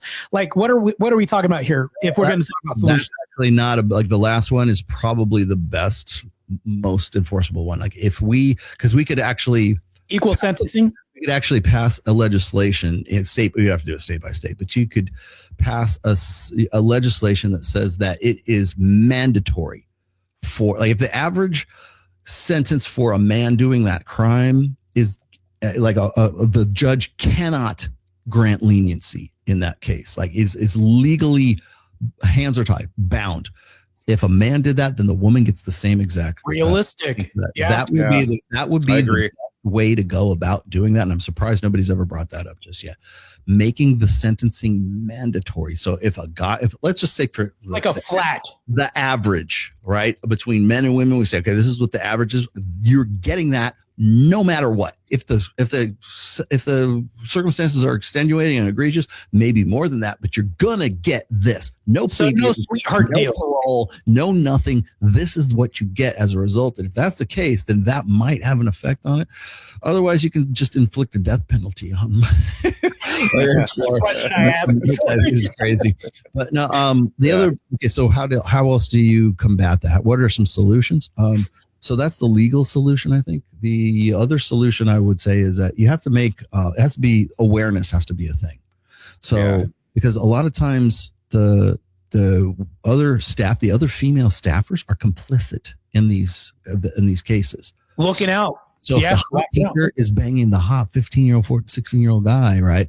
And Becky knows that she's doing that, she doesn't say anything. Guess what? You're now an accomplice to that fucking crime, and you're getting sentenced for that too. Mandatory getting that sentence. Yeah, I agree. I agree with that. You're an accessory to that crime. You knew about it. Here's the text that prove, oh, is he doing this tonight? Find some way to attach her to the crime, make her an accessory to it. But guess what? Now Becky, the student aide, is going to jail because Hottie McPeterson wanted to fuck the 15-year-old guy. You're going to jail. And make that mandatory. Turn that into something that that's definitely a solution. And then and then make, I don't know, you could probably do some sort of social awareness, some kind of campaign for propagandization. Say, look, here's the case. If a female teacher is coming on to you and she wants to have sex with you and she's initiating an inappropriate sexually explicit relationship, if she's sending you nudes, if she's sending you texts or whatever, blah, blah, blah, understand this, that if you have a child with that woman, you are going to be responsible for that child. Even though because that's how it is right now. Guys say, look, there's been so many of these cases that if you put a baby in that chick, then you're going to be responsible for that baby. And if that happens, you need to report it because Vicky the hottie is committing a crime just by sending you nudes. Right now, you didn't even put your dick in her. She sent you nudes. Still complicit. Yeah. I mean, that's a possibility. How you get a 15 or 16-year-old kid to say, do you think we can use the same propagandization that we used for the DARE program back in the day when we used to have drug addict needles and stuff? It's very harsh, right? Do you think that women would be accepting of harsh propagandization of posters? Let's just say we have a poster of a hot teacher. She's got curves and it says, if you see this, report it. Do you think that would be too much shame if we have a black and white poster and there's a kid looking like he's very scared of this hot teacher? If we have this, do you think that would be too much, or do you think that's unrealistic? There's nothing that brings me back to the 80s quicker than the 90s quicker than the DARE posters that used to be all over the place. Yeah. Dare to keep kids off of drugs, dare to keep teachers off of students. Teachers off of students, the hell out of that. Yeah. Just say no to students. Dare to keep female teachers from raping students. Yeah. I mean, you can make a public awareness thing of it, but again, did the DARE program keep kids from doing drugs? No. But were you aware of it? Yes. I mean, making it social awareness of it is awareness. I think definitely awareness. I think I think if you made anyone complicit in it, like an accessory to the crime, that would definitely be a deterrent. Major deterrent. Yeah. The other part is this would never fly. This will never fucking happen. Oh, I gotta hear this out there anyways, is if that woman conceives as a result of essentially raping that kid, therefore she has two choices. She either aborts the child or she will receive no child support payment from that kid. Make that mandatory. Say you have the kid, but he doesn't have to pay jack shit. You are on your own, and you don't get AFDC, and you don't get any government support. You get jack shit. You are on your own, and you have to take no fucking EBT cards, no nothing. You have to take care of that kid on your own. That's so you can either abort the child or you can have the child, and you are 100% the responsible for that child's well-being. So, Rollo, your framework, guy's off the hook. Doesn't have to do anything. In your framework, Rolo, the feminine imperative has zero interest in self-policing female hypergamy or agency. I agree with this, right? So who enforces the solution? Men refusing to fund or participate in this? Because you brought up defunding. Do you think that would be a solution, or do you think that's unrealistic? Well, okay, so this is a broader conversation, actually. Yeah, it's definitely more broad. You will hear a million guys say, well, the only reason feminists are around is because men allow them to do what the fuck they want to do, right? Yeah, but do women have agency or do they not have agency? You need to answer that question first before. That's fluid, depending on who you ask sometimes. Exactly. Because, like, for instance, if the kid enjoyed it, is it an act of her agency? Is it an act of his agency, right? So, who made the choice? Who's responsible for the child, right? Oh, well, he should be responsible for the child, but she committed a crime, and the child was the result of the crime. If it was the other way around, and a man raped a kid, and the woman wanted to have the kid of the rapist, that's cut and dry. That's already there, right? But what if it's the other way around, right? Well, the only way you're going to get to that legislation that I suggested, right? The only way you're going to get to any kind of real kind of change of this situation or a change of women's behaviors if men take the initiative to do so. And that requires men to unapologetically step up and say, this is a fucking problem. It is unique to the female of the species. And this is how we need to regulate this, because this fucks up society. Yes. This is problem is you're never going to find guys to do that unless it's an election year and they want to be like off the rails, right? But there's not going to be any will to, like, for instance, I said we should probably come up with, I don't know how to write the legislation. We should probably write some sort of legislation that mandates that if a female teacher statutorily sexually assaults a male student, beneath the age of consent in the state that they happen to be in, that woman has to be charged and has to be sentenced with this as the minimum sentencing for it. Okay, so it seems pretty simple to me, right? I don't know how I would write that. Not unreasonable. The fact is there's no point in me trying to write it because it will never pass. Yes. Because I have a penis. And the people who need to be writing that have vaginas, because they are the ones that will be listened to. The very fact that I would propose that legislation, go to the trouble, the effort to write the thing out and say, here's what I think we should do, right? And let's put it to a vote on, it'll be one of the ballot issues in November, right? But the very fact that a man wrote that, oh my God, I might as well be like a man, mandating the abolishment of Roe v. Wade. Right? Because I'm technically taking away a woman to a degree. I'm taking away that woman's hypergamous choice, and that's why women have a problem with men involving themselves in abortion. It's my body, my choice. It's or birth control for that, like limiting birth control. Anything that inhibits women's hypergamy is at the very least suspect, right? That's why women love like the show, like The Handmaid's Tale. Because of traumatization. It's this death fantasy for feminists. They love it. That's why it's so popular a show. And the women wear red, cassocks and the flying nun ears and shit like that to go to protest Trump, because it's so. Well, what's it founded on? The fictional world of Gilead, right? I'm ashamed to say I even know the name of it. Gilead, which is what? It is a totalitarian society that forces women to have babies that they didn't choose to have with men that they didn't choose to have. It is the worst possible, the most invasive, most horrible thing a woman can imagine is have a child that they didn't choose to have with a man that they didn't choose to reproduce with, right? So if that is the level of like psychotic, reaction that women have to an HBO show,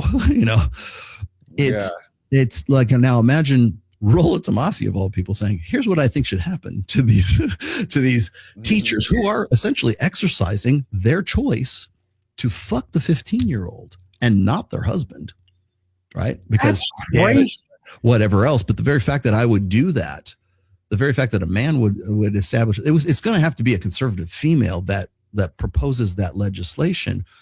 And that won't happen. It won't. I would get run up the flag. God, can you imagine what would happen if I did that? God, I would get great press. But if I put that legislation out there, it would never pass, and people would just call me one of those toxic manosphere red pill guys that Louis Theroux made fun of. Like they would just dismiss it, right? But if you got Helen Andrews to pass things, write it for her and put Helen Andrews' name on it and give it to them, pass overnight. It would go right in. Because, oh my gosh, yes, you're right. Because we've reached epidemic levels. I can't believe, everybody wants the press, everybody wants the content, everybody wants to feel like they've done something. And now we're actually doing something, right? And maybe it goes down as a result, but it's not going to be a guy that does it. It needs to It needs to be a guy that does it, but it will not be a guy that does it. It'll be a woman that does it. It's terrible that men have women bought in on this. And the fact that we're having the conversation saying that we're deleting sexual mating strategies with women from children or kids is wild to me. I mean, I can't even compare this to anything else. It sounds hyperbolic, but this is actual reality that we're living in right now.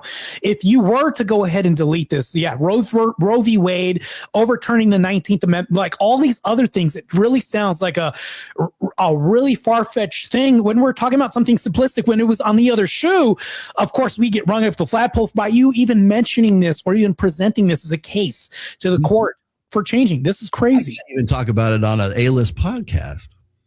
I'm not going to get. Do you think that Steve Bartlett is going to call Rollo Tomasi and say, "Hey, we really need to talk about this like female teacher student essay epidemic"? Oh man, what's your schedule look like, Rollo? That's not going to happen.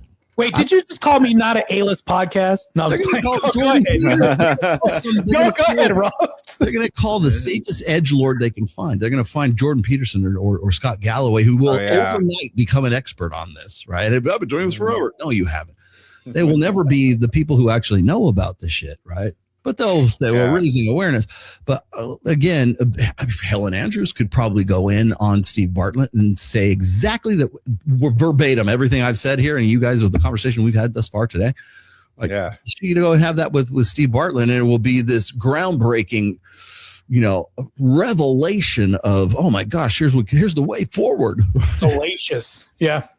But if it comes from me, or you, or Mike Sartain, or any Myron Gaines, or Ryan Stone, or anybody else in the manosphere proper, it'll never see the light of day because the A-listers are part of the machine. Like Steve Bartlett's part of the machine. Chris Williamson, part of the. Chris Williamson will not call me up and ask me to come talk about this on his show. That will never in like 10 lifetimes happen. Speaking of a Chris, how about here's an idea. Since we're talking about Chris's, what about a Chris Hansen coming out of the kitchen saying, "Hey, you've been tutoring little Jimmy for a little bit. How come we can't do this now?" Here's the thing that I'll even say. Doesn't this kind of expose the failure of the Me Too movement or believe all women when teachers are being caught doing this to a certain degree? Yeah, well, I mean, you got to remember what the Me Too movement, the Me Too, it's funny, it's like Me Too, the hashtag existed since 2006. You didn't hear about it until 2018. And then the other got involved. I am so fucking sick of can we just get over the Me Too shit? Because no, I mean, is it a reversal of that? I don't think it's a reversal of that per se, but it's an interesting contrast for sure. Remember that the Me Too movement was intended as a social weapon against Trump in his first presidency. So it was meant to stick to Trump for his dalliances with the porn star chick, Daniels, Stormy Daniels, Stormy Daniels, yes. I was gonna say Smokey. I was like, well, I mean, Mike Sartain talks about it. He says you elected a president who essentially cheated on his wife with a porn star while she was pregnant, and nobody cares. And you know what? Nobody cared about the Me Too movement, but the principle of the Me Too movement comes to bite people in the ass, especially the people who are proponents of it. So if you look at like what's happening with what's that guy's name? What the fuck? It's on the tip of my tongue. The guy who's in the movie. What the fuck is his name? Anyways, the guy, that Weish guy. I'm trying to think of the dude's name at the top. Like me and Mike have been talking about this dude for forever. Right now, he was in the CBS show that we were just in. Not Ruffalo, right? No, he was one of the guys that got. He was one of the dudes who got my traffic shifted over to his podcast, which is I don't think he's even going on anymore. What the fuck was that dude's name? Anyway, but long story short, the guys who used it as sort of like their grift, now it comes to bite them in the ass. It's like male feminists, like the sword that you use is the one that's going to, you live by the Me Too, you die by the Me Too. Yeah, like seppuku. As soon as a male feminist says there's a male feminist, the clock is ticking for his SA charges. Like it's Me Too. A finite tool.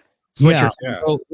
And again, that's all that Me Too was it's just weaponized. It was just a weaponized social movement is all it was. And it worked on Brett Kavanaugh. Like, remember when Brett Kavanaugh that was crazy. That was insane. And for what? For a kegger party he was at when he was like 16 or 17, and he that was some girl tails or some shit like that. They squeezed all the juice out of that case. Why was that even an issue? Well, because Me Too was a thing. And you'll still hear guys today, like today, Me Too is just a cop out for guys not going out and like approaching women. I don't want to get Me Too. You're not. Me Too isn't a thing. It had never has been a thing. It's only been it was only a social movement because they thought they could get Trump with it, and they tried to get Brett Kavanaugh with it. Oh, it didn't. Okay, we're good. Thanks. And then there's some celebrities too that got hit with that too, like Louis C.K. and stuff like Justin that. Baldoni, that's what his name is. Justin Baldoni. He was in the movie with what's her name? What's her name? Ryan Reynolds' wife. Her name. Yeah. I know what you're talking about. That dude is so weesh and so male feminist and so just the guy has a pussy, man. I'm yeah. God for like Deadpool, because yes, and so what's funny is now he's got like sexual harassment charges for this movie that he did with is it Liv? It's not Liv Tyler, it's somebody else. Anyways, I don't care. But the fact of the matter is this is the guy who was like so pro Me Too, and now he's having Me Too used against him. And so is it theoretically possible for like women to have the same used against them for the teachers and the students? No, it's never going to happen that way because it's women that are involved. It's women who are the perpetrators, but they're already the victims because at the individual. But they have pimps. At the individual male level, Rollo, you've always preached that, being unplugged, male self-improvement, things like this. For the boys who do survive this and the men raising them, what's the red pill solution playbook that we would say, like early female authority figures that aren't exempt from hypergamy, focusing on building unbreakable frames, or something to prepare them to navigate the eventual exit of a rigged system that's against male vulnerability right now? As young boys, what would you tell them? You wrote all that down, didn't you? I had so many questions, Rollo, before this, but I wanted all these answers at the same time too. So this is a variation of the Rollo. I just had a birthday, by the way. So everybody asked me, Rollo, Happy birthday. What would you tell your 18-year-old self? Nothing, because my 18-year-old self would tell me to go fuck off. Because like you're not going to tell them anything. So how do you prepare your kids for the future? Well, I wrote a book about that. It's called The Rational Male, Positive Masculinity. It's my third book, and about 3/4 of it are dedicated to red pill parenting. And the answer I'll give you now is the one I start with in that book, which is you have to know if you're a parent of like a teenage boy, especially a son. I mean, I have a whole thing dedicated to daughters too, as well, because I have a daughter. But if you have a teenage son, the best thing that you can do as a father is be red pill by example. That's first, because kids don't listen to what you say, they watch what you do, right? So if you give them some sort of fatherly way, sage advice or something, if they absorb 10% of it, you're a winner. You won the fucking lottery, right? Because they're not going to listen to it. But if you set an example and you set boundaries, not just with your wife and your girlfriends and all that, boundaries are also for your sons. Boundaries are also for your daughters. Boundaries are for your freaking dogs, man. Okay.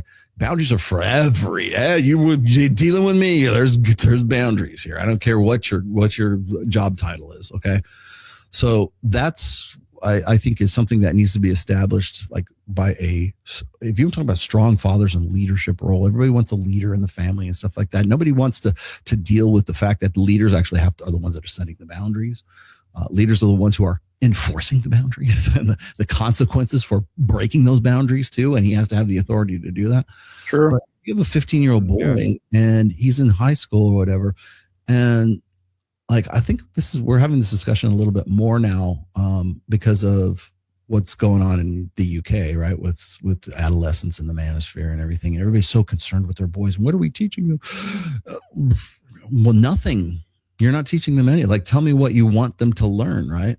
Like, what is toxic masculinity versus like good masculinity? What is conventional masculinity versus anything else? Right? Well, you got to have fathers that embody that and live that out and demonstrate that, because you can't explicate. Don't demonstrate. Do not explicate. Right? You have to have fathers that will demonstrate that, and there's not enough fathers that even can do that, for fear of what I was saying before. Like, I can write the legislation and it will never go see the light of day because I'm male. But if I do it anyways, I'm demonstrating that I got the balls to go and say, hey, look, these bitches we're going to get these crazy ass, teachers in pocket, man. And the fact that I would do that, even if it never sees the light of day, maybe a 15-year-old kid on a soccer team saw me do that and go, damn. Or somebody else does, like setting an example. Like, I think if enough guys started doing, if enough guys started doing it, and damn the consequences, like maybe you go to jail for whatever, maybe you suffer social consequences, but you did it, and somebody else sees, I could do that too, or maybe it's time we start working. Because you're talking about martyrdom. Just takes one guy to start. It takes a handful of people to start a real change. Societal martyrdom. Somebody does something, another guy does after that, another guy does it after that, another guy does that. It's each one tell one. And I've always been like, that's always been my approach to the red pill. The reason I work with my Reignite group and I work with Mike's MOA group is because we're not MRAs. We're not like, we need to change society and change the world and change the laws and change. That's top down. I'm bottom up. I'm each one tell one. Work with each individual guy, and maybe that's the smart son of a bitch that puts that legislation out. That's very simple. I'm not a lawyer, but maybe I know a lawyer or somebody who says, I heard this thing on the woke autopsy podcast, and I know this sounds crazy, but do you think we could do this? Somebody will maybe gets inspired to do that as a result, because I had the balls to just even talk about it, right? So it just takes guys actually, and it doesn't take that much. You don't have to march on Washington. You just have to have like conflicting, like radical ideas, and maybe some of those see the light of day, and maybe some of those don't. But like these podcasts. Well, as far as kids are concerned, and teaching the next generation, I think that's definitely the starting point, the point of origin for it. And then, what do you, leading by example is like, what kind of kid do you want to have? Well, be the kind of father that's the kind of kid you want to have, right? Obviously true. Yeah.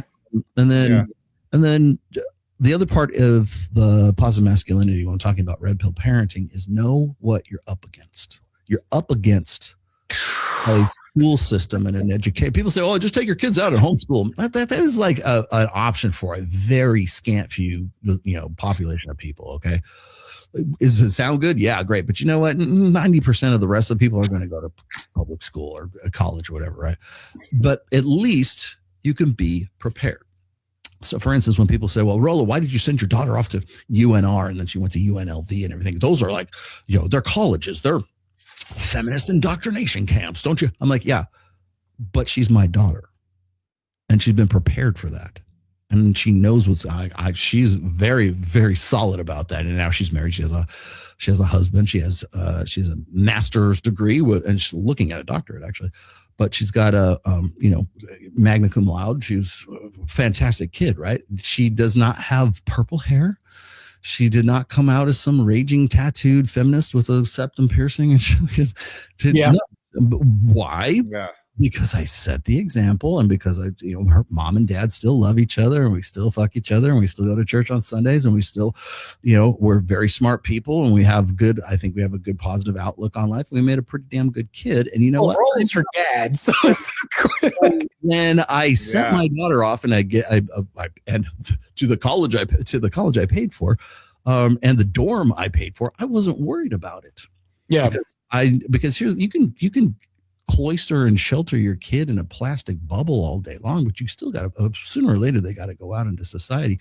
And if you think that society is so fucking bad that you need to do that in the first place, that's really on you preparing your kid for the chaos that they have to endure. And I will tell kids this. I tell my guys in Reignite this. I'll tell guys on your podcast this: is stop being afraid of this shit and learn to stop trying to make everything like get everything in this rigid law and order kind of shit. You learn to thrive in the chaos, learn to know what's coming, see the dangers before they get there, and be set an example for other guys while you're at it. But you know what? Shit's not going to change. It doesn't get easier. Like one thing here, I just turned 58 years old. Well, what have you learned in 58 years? Here's a nugget of truth. Shit doesn't get easier. It gets more complex as you get older. Well, like the shit that I know that that I'm responsible for right now, like for my own well-being, my own prosperity, my dog's well-being, my wife's well-being, my mother-in-law who lives with us, my car. I'm working on a car earlier today before I came on the show, asking you. That's why I asked you what time the show was. It doesn't get easier. There's so many working parts that have to be synchronized and have to work fire at the same, like all the pistons have to fire at the same goddamn time, right? It doesn't get easier. And you know what? Next year, your V8 turns into a V12. And now you got a whole nother set of problems and complexities, because if you don't know how to do that, you're going to get lapped. Some smart motherfucker can do it, is going to do it. And so better to teach your kids how to thrive in the chaos, rather than try to protect them and keep them in this, keep secure in some, I don't know. Exactly. Some like a bubble girl, some compound in I'll tell you this, I love these shows. I really do. But I like shows like Yellowstone. I like anything by Taylor Sheridan, right? I talk about this all the time. I would just watch The Madison, which is actually, I hate to admit it, it's actually a pretty good show. But those shows, they all take place in Montana. They all take place in the north, in the Midwest, right? It's always these sweeping panoramas of some fly fishing on some unknown river. They're always this beautiful scenery and everything, and it's this idyllic lifestyle. And it's like how these people abandon their complex world and in Manhattan, and then they choose a simpler, they're still multimillionaires, they choose a simpler life in Billings or some shit like that. And the thing is like that's the reason, why those are very popular shows. It's because people want security, man. They want to get away from this shit. They want to have some sort of sense of balance or whatever, because life doesn't get easier. It just gets more complicated, and it's better to be able to deal with it and be prepared for that shit. I would rather put armor on my daughter and give her a sword and send her into college than to I'm going to keep you here and you're not going to do anything. I'm just going to keep eating you applesauce until you're adulted. That, man, could have the opposite effect. Yes. And I can see that. Yeah, well, there's this whole mantra of the Catholic schoolgirl. Gee, wonder what happens with this whole trope that happens. So it's the same thing. People are people. Yeah. So here, I've been getting into this with some of these guys are giving. I'm locking horns with some people who are actually friends of mine, but we're talking about sexist marriages recently. Cold bedrooms, yeah. And then I love it how like female pastors have to tell you, well, it's because men need sex, okay? But the reason they need is for communication and affirmation and acceptance and this and all these female reasons, all these female reasons why women have sex. I'm like, no, they don't. We just want to fuck. It's really simple. We rub one out to Pornhub, but we're not going, I really want to feel connection with Janet Jameson. That's crazy. I just feel like I'm more connected with them when I watch this, and I'm good now. No, we don't. Like, and everybody wants to fight me on this.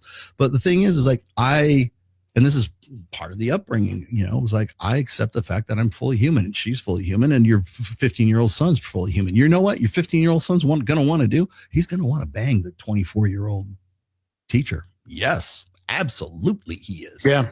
And so am I. I want to fight and I want to fuck and I want to write sonnets and I want to write the next great American novel and I want to be able to drive my Camaro at 150 miles an hour. Like there's all kinds of things that I want to do, right? Because I have the desire and the impulse to do those things. Are they all healthy for me? Some of those need regulation, Yeah. But the thing is like there's the desire for it. And it's like I joke about this all the time. It's like there's a very wise sage philosopher by the name of David Lee Roth once said, everybody wants some. Everybody wants some, right? Everybody wants some, got some, get some, right? The whole thing. Remember when was it the cheaters at the Coldplay concert with the chick? Oh yeah. Crazy. Everybody wants them. He just wants to get down. She wants to get down. That's where it's at. I'm not excusing it. I will tell you why it happened though. I'm not ignorant as to why it happened. And I am not ignorant as to why the 24-year-old, 26-year-old, 34-year-old woman wants to bang the 15, 16, 17-year-old guy. He wants some too, right? It's dual mating strategy. I will die on that fucking hill. And I will tell you the truth, even when the truth fucking hurts. I'm not saying I endorse that truth. I'm not saying it should happen. I'm just telling you that it does, and here's why it doesn't. Yeah, that's his claim, and I hear that. So here's the thing, though. There's so much to unpack here because we're talking about discipline too. You can't tell a 15-year-old boy to be more disciplined when there's somebody who's his superior authority figure that's violating him. When really, if you look in the comment section too, like there's just so many tier levels to this where it's like you look at the comment section and his buddies are cheering him on. And it's almost like this is the hardest thing to address from so many different angles because there's allowance here and then there's acceptance here. And then next thing you know, there's like people are screaming accountability when you're never going to see it because women aren't going to police themselves or any of this. I'm thinking like, how unrealistic is this uphill battle that we're addressing here? And will there ever be solutions? And I feel like I'm saying the same thing over and over again, but at the same time, this is just wild that I don't think, and this may be the doomerism in me talking about this nihilistic, like there's also the issue of people saying, well, we should homeschool more people. Well, you're right. Not everybody can homeschool. There's so much to unpack here. I feel like we need an 18-hour podcast to even address the simple issue of PDF aisles dealing with kids. When you say this, you'd automatically think men, but we're talking about women here. And I'm just like, I don't even know if we'll have a resolution to this, Rollo. Well, and maybe not. Maybe we won't. Not until it gets bad enough.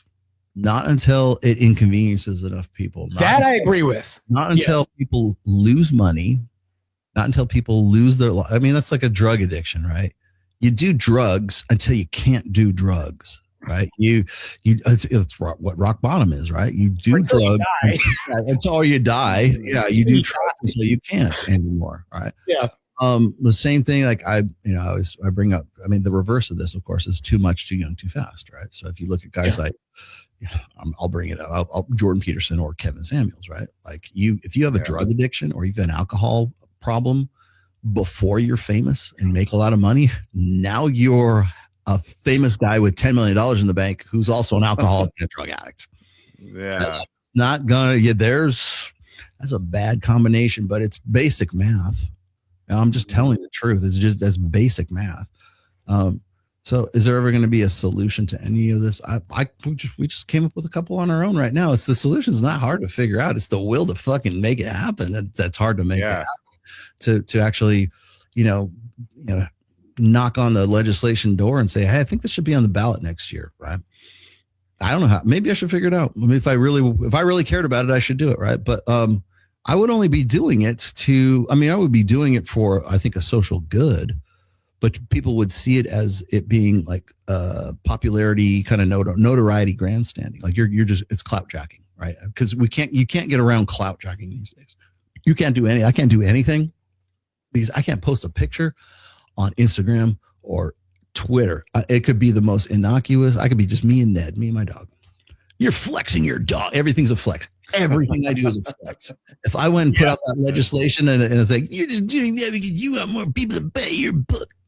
Well, yeah, but I'm doing this because I actually care about this too, right? Yeah, exactly. Because people will always say the same thing. I like I said, I can't post a picture anywhere. My God, so I don't care now. I just go post and I'll flex. Oh, you want me to? Okay, I will. Like I'll lean into it now.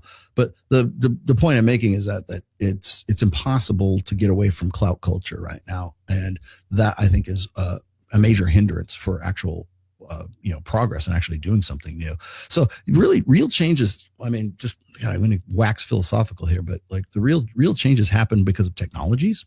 Like look what happened in the brief amount of time that only access. Yeah, for sure. A disrupting technology is definitely a way to start change. Ideas are, I mean, they have to be radical ideas. Because you can kill a person, but it's hard to kill an idea.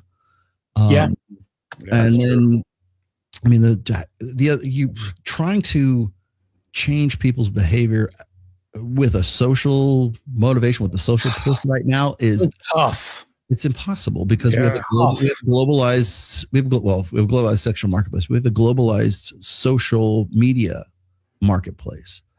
So for any movement you could possibly come up with, there's going to be some people already know about it. There's a counter movement for it before you even got started, right? And so what are the real problems? Well, the problem with that is legislation and things don't actually happen until people die, until people get hurt, until people have drug addictions and they die, until corporations fail, money goes. Yeah. My wife always says this, that people don't learn unless there's pain involved, right? Unless you get whacked, unless the dog won't learn not to shit in the house unless you whack it on the nose every time it shits in the house. Okay. Now it shits outside. Great. Okay. We figured it out. Isn't there some nice way? No, there's no nice way to do that. It sucks. I don't like to do it, but it is effective, and that's the way it has to be. And unfortunately, that's how human beings learn too. They learn from consequences. We talk about accountability. I'm going to hold this woman accountability. Okay, but you're not enforcing any consequences. It's like a fool's errand. There's no punishment involved. You think, do you honestly think that girl is, because you came up to her on the street and interviewed her or whatever, do you honestly think she's going to go home and go, he's right, I think I'm going to change my life? No, it's not, because the incentives for her to go and make more money on OnlyFans or whatever else the fuck she's doing, or whatever the guy's doing. I'm not going to pick on women. The same thing applies to dudes too. You're not going to change that kid's mind. You're just an old fuck that Rolo guy. He's too fucking old. I bet he's bald. Yeah, that's another thing. You bring up like OnlyFans. There's an epidemic of teachers getting on OnlyFans and then them being discovered. I covered this last week. And the teacher that was talking about this, they talked about it in a lighthearted way. Well, she just happened to get caught. What do you mean she just happened to get caught? She was doing sex work. Yeah. Well, and then some of the students subscribed to her OnlyFans, and then they had said this. This is how their framing went. She just happened to get caught, and she was just trying to generate a second income. Wait, what are we talking about here again? Like, so this is also the social allowance that we're talking about. This is crazy, Rollo. What do you think about this as well, too? This is also opening up doors for allowance. We have democratized women's sexuality, basically. Well, you know, like what we're doing right now, podcasting, this is the democratization of media, right? We are the media right now. Sure. Yeah. Like Nick Fuentes, Myron Gaines, hell, Tim Pool gets more. He has more eyes on the screen than CNN during that time slot. He definitely has the people's attention, right? He is the media, for better or worse, right? I mean, I liked him, but the thing is like that's it's always going to be a race to figure out who's going to have the loudest voice in all of this. So as far as but that's as a result of democratization of, remember we talking about a technology, a disrupting technology. In this case, it's I have a digital camera. I've got this mic. I've got I got this board. I got everything else going on here, and I have YouTube, which takes 30% of my revenue, and I have all these other things, right? But OnlyFans, but how am I making money doing this? Oh, I have books, I have a program, I've got my Audible, I've got Reignite, I've got other things, I've got other multiple streams of revenue as a result of what I do here. Like, I don't mind coming and talking to you guys for 2.5 hours. But the thing is that it's democratization of a media. And I know this firsthand because I remember I watched it happen back in the 90s, when desktop publishing took over traditional media, and you could no longer be a traditional publisher. You had to learn Quark Express and Adobe Photoshop and Adobe Illustrator, and you had to learn how to do all this stuff on a computer, and all the stuff you used to do by hand, now you do it on computer. Guess what? Same thing happened in music. Now we don't record on, multi-track tapes. I can record. Everything I need in a studio that would cost me like probably $2,000 or $3,000 to run like a 2-song demo back in like 89 or 90. I can do it multiple times over right now just on this computer. Hell, I can do it on my tablet, right? Yeah. But it's the democratization of music. Well, we've democratized sexuality now for women. So any woman can be a stripper in the comfort of her own home. And she doesn't have to have sex. She doesn't have to have penetrative sex. She can just like show off her boobies and lingerie and get tips. And if she's engaging enough and friendly enough and affable enough to convince the guys on the other side of the screen that she actually gives two shits about them, have another tip, make it rain for her, right? She's my favorite now. And so now, for the first time in history, like, you think about the economic, not to mention social and socio-sexual disruptor that democratizing female sexuality via OnlyFans has done. Like, we're only 4 years into this experiment. Like, 2020 was when it went really popular, right? Yeah. Like, I think it was 2019 to where we are right now. It's now a $7.3 billion company as a result of that. Well, I think it's going to destroy itself to some degree. And here's why I think that, too, because I look at Vegas. If you look at Vegas was popping way longer ago. Why is there a reduction of this? Well, when you're talking about this and you're talking about institutions making more money, you can now gamble at home. You don't need to go to Vegas for this. You can now see a stripper at home. You don't need to go to a strip club for Vegas for this. So now I think there's a reduction of this. But think about how they're stabbing themselves in the foot when they're saying, well, I can just do this from home. There's going to be a reductio that happens to where it eats itself alive. I don't know at what point, in what form this is going to happen, but I foresee this happening in the future if it's destroying education institutions by women doing OnlyFans and teaching at the same time, and then women having access to more tech and students have more access to teachers through text messaging. Like I said in the previous thing, there was 1,500 text messages between a student and teacher. Imagine the images that were sent as well too, and the suggestions, the databases, and the evidence they have. So I think it's all self-destructive in the end, but to what end?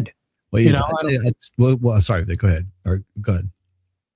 Oh, I wasn't going to say anything, but I was going to add to that a little bit. We're just with the phone, with the technology. Teachers have even easier access to these kids because they get their number. They're able to share their pictures with these children, message them back and forth without the parents knowing. Here's a real question. A lot easier. Here's a real question for you. Okay, so we can say that. We can say technology facilitates this, which it does, obviously, right? So there's that's how these women get incriminated, right? Like, in no other era could a 24-year-old teacher send a 15-year-old boy nudes, right? You'd have to take Polaroids, here you go. Yeah, exactly. More work. Right. Let the film develop. More work. It's a field trip. Yeah, like So the technology definitely facilitates this like no other time, right? So the real question is this: is the behavior, is the women, teachers banging their students, is that the result? Is it a sign of the times? Is it because technology changed us? Is it because human beings changed because now she feels comfortable doing this? Or has that impulse always existed, but it couldn't be manifested because we didn't have the technology for it to happen before? And we did think about the circumstances. What did I say? 79, 80% of your teachers are going to be female for most of your life. Like, no, unless you're a coach or a math teacher, pretty much, right? Well, you're talking about tools that are magnifiers. And when we're talking about these magnifiers, now we have access and magnifiers put together. What happens? Now we have a 10 times multiplier of what's happening right now. We're seeing what's underneath the surface of what's been restrained. I think that this has always existed, but to what end? And like I said, the barriers are now taken off. Now we're moving to social acceptance of this and numbing society and desensitization with OnlyFans and sex work. Now merge these two together. What do we have? We have allowance now, more and more. That's why the numbers are going up, and also the escalation of more teachers as well too. My argument is this: is that it is the nature has everybody wants some, right? The nature has always been there. Women have always been like this. Men have always been like this. It's just now that we have the technology to be aware of it 24/7. It is a constant reminder of what female nature is and male nature is. And we have more and more data. And I could not have written this book in any other decade, in any other century, because I needed the internet. I needed social media. I needed access to the information to get that so that I could write the stuff that's in this book, right? I needed to be able to self-publish. I couldn't self-publish before, like, 2005, right? That kind of shit, or sell on Amazon as easily as I do, right? Essentially that's the democratization of the publishing industry right there as well. But the thing is like the nature of the beast and the machine is still built the same way. So are we the way we are because of technology, or have we always just fucking been this fucked up and we're just more aware of it right now? And I don't even call it fucked up, but just like we're more aware of our nature right now. And that's why I get into so many combative conversations with people, because it's my philosophy, me personally, not the rebel, me personally, that we've always been this way. It's just that we're now seeing it amplified, and we're seeing all the veneer and all the things that used to hide that there was no opportunity to do those things, or for a 24-year-old teacher to get with a 15-year-old student before with text, and before there were that concentration of women, and younger women are getting their education degree, and more men are pushed out of education as a result of all that, as a result of technology too, by the way. So now, are we creatures that were created by this social, or are we socially constructive, social constructionism? Or have we always just been this way and we're just hyper aware of it right now because we have instant access to it all the time? Like, same thing with porn, right? Yeah. Like pornography. We have, in no other era in human history have we had the access to the level of sexuality. Virtually, admittedly, I mean, sometimes for real, obviously, but like at no other era in human history have we had the access to the kind of sexuality that we do. That's just on a cell, like a 10-year-old kid can get on a cell phone. He can see sexual imagery that was reserved for Caligula and the dynastic emperors of China. Right. And not even them. That would shock them too, because they would. Caligula, that's a crazy, what a hard man to shock. Also, we have a hard out in about 20 minutes, Rollo. I gotta go anyway. So just a heads up. Yeah, that's fine. It's all good. I know I could go for hours. That's just how it works with me. But no, that's fine. So you were one of the guests that, like, all I need to do is kind of prod you a little bit, and you're going to have a whole dissertation after one question. I love it because you're just a wealth of knowledge. And the questions that I had to ask for you were pertaining to the next group of men. There's a lot of men that watch my channel. There's a lot of men that watch Vic's channel. And I noticed that before you talked about people looking for a reference as far as like a father figure and roles to look at, things like this. I remember, I never told you this, but I remember when I started looking into men's spaces, things like this, you're one of the first people that I saw.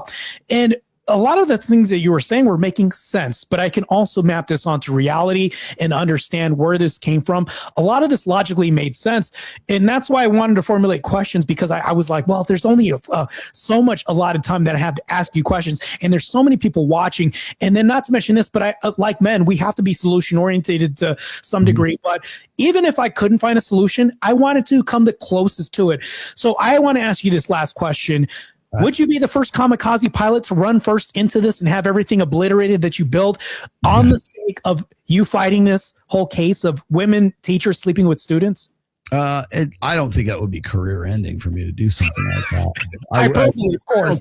I don't think it's that. But quite honest, I mean, trust me, there are much bigger ways for me to like flame out than that. Right now, and bigger people have tried. So, it's I wouldn't worry about that. But as far as like me being a sacrifice or something like that, I mean, I've come to the conclusion that like I can't get out of this space. Like I am the red pill. Like I'm not red pill adjacent. I don't get to pivot. Like if there's one name that's synonymous with the red pill, it's Rollo Tomasi, which is what like irks me that much more when people like do like Louis Theroux. Like that's how I knew it was like Louis Theroux's fucking documentary was bullshit. Like I never got a call. Yeah. Mike never got a call. You know, Ryan Stone never got. At least like call Roosh for fuck's sake. I don't know whoever. Yeah, that was crazy. Somebody.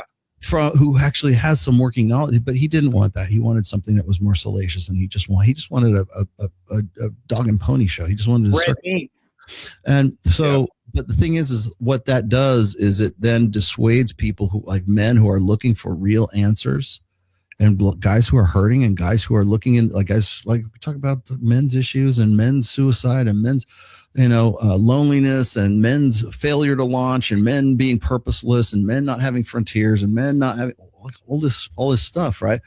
And clearly there's a need for it, so much so that they're concerned that the wrong element might be getting through to these guys, but they are there. And the red pill doesn't advertise. They have to find us. We don't go out and go, hey guys, we got some free candy for you, right? Like Bentley. We don't do that. They come to us. The thing is they won't come to us if people like Louis Theroux and there's many other people make the space look ridiculous and make the space look like it's toxic and make the space look like it's a one gigantic fucking grift. And I will tell you that I've been in this for 24 years now, and it is not. Can it be? Yes. Are there bad actors? Absolutely, they are. Are there people who should never be a representative of this space that are in this space? Oh yeah, I can name a lot of them. But you know what? It's also a space where guys like Mike has Reignite. He does immersions, and those guys actually see real progress. I do my Reignite group for the specific reason of reaching out to guys who are between like 45 and 65, because that's a prime demographic for male suicide. These are guys that are coming out of I'm not talking about the kids in adolescence. I'm talking about 45, 60, 70-year-old men who are coming out of horrific sexless marriages that they've been in for 10, 20, 25 years. Damn. And they're stranger in a strange land, and they are 9 times more likely to take their own lives as a result of that. And why? Because they have no network and they have no hope, and everything's nihilistic, and it's easier. They're faced with 2 questions, with an either or question. Like they can either rebuild themselves or they can delete themselves. And that's why I have my group, so that guys will take the gun out of their mouth and take the noose off their neck, man. But I don't get to do that if Louis Theroux says those guys are ridiculous. This is what they're really about. They're adding no. I've used this before. I won't dig it up right now. I have a handwritten note from a woman who was like, it's still stained with her tears because she gave this to her husband to give to me because she just was too overcome. Like she couldn't talk to me, but she said to me in the note, she says, I want to thank you for giving me my sons back, because they were both in like these really horrible relationships. And I was really worried about their well-being. One of them was going to commit suicide because he lost his girlfriend or his fiance or something like that. It broke up with them and everything. And they were horrible people to begin with. They read my book and they become completely turned their lives around. And she was just like, I want to thank you for thank you for giving me my sons back. That was one. I mean, I've had guys like come up to me at conventions and say, man, I want to shake your hand. And they tears in their eyes and saying, my children have a father now because I had a plan to take my life and I didn't do it because I came upon your work. And now I realize what was now I've got accurate information. I understand what was going on. And I'm happy. Like, it's weird for me because I get so much hate. It's great when somebody like really benefits from my work, but they don't get to do that if I have to fight for the integrity of this space against idiots like Louis Theroux and Netflix. I don't get to do that when people make these, fictitious, shows like Adolescence. I don't get to do that when people are funding, incel, research to bolster the idea that incels are potential domestic terrorists, and I'm the one radicalizing them, right? I don't get to do that. I don't get to help people. Because they never find me as a result of that. And so that's, if there's a hill I'm going to die on, it's not going to be legislative, although as fun as that would be. The hill I'm going to die on is like standing up for the integrity of this space, because it really has integrity. And the problem is like, even if we don't get everything right, we ask questions that people just don't want to answer.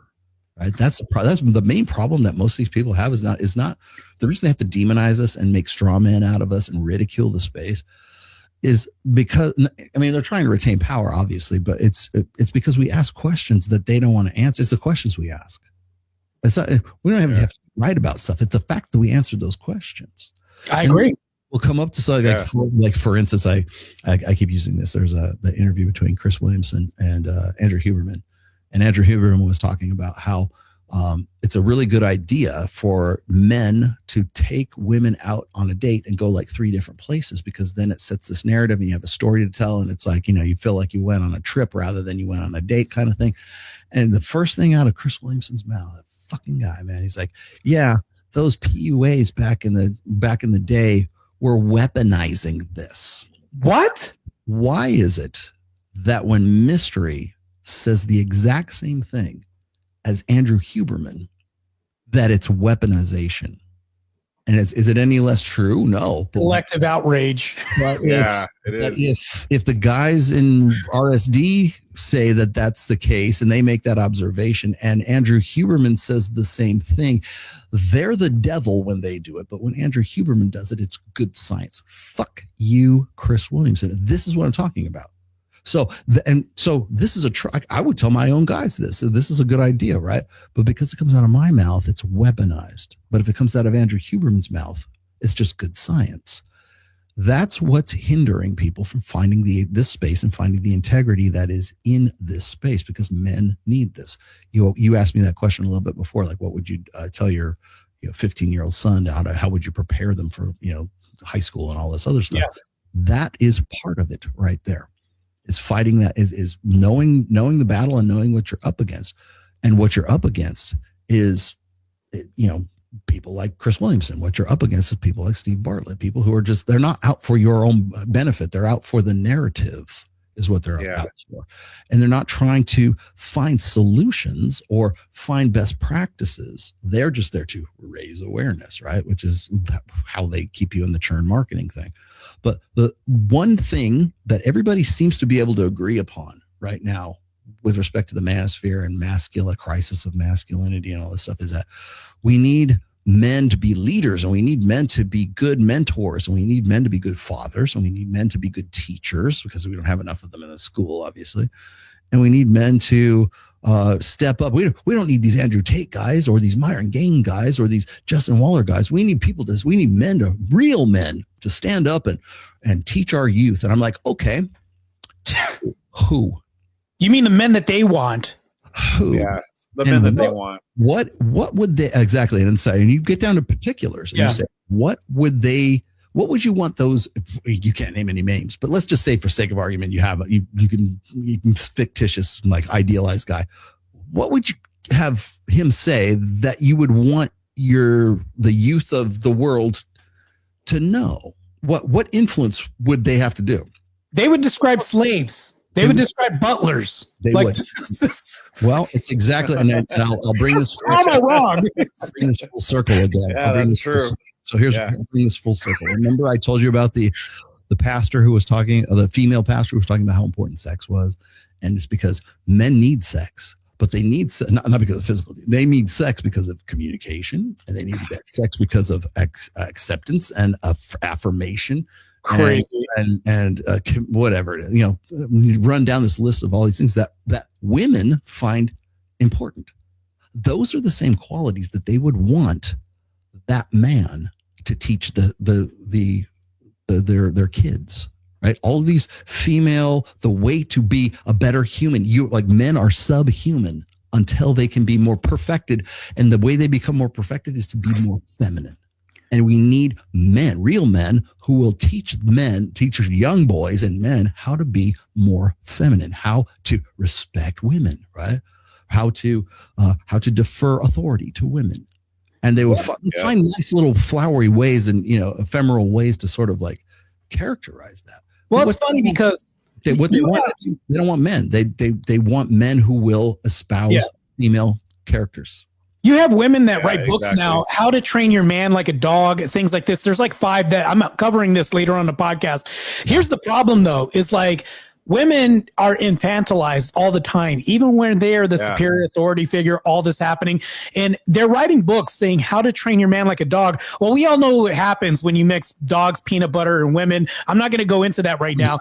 That's also an epidemic that's happening right now. There are also teachers like this. This is such a whole podcast that needs more to unpack than we'll ever have time for. But man, Rollo, this has been a crazy journey talking with you about all this. This matter of fact, this needs to be talked about. This shouldn't be the only space and podcast that we discuss the epidemic of teachers sleeping with students.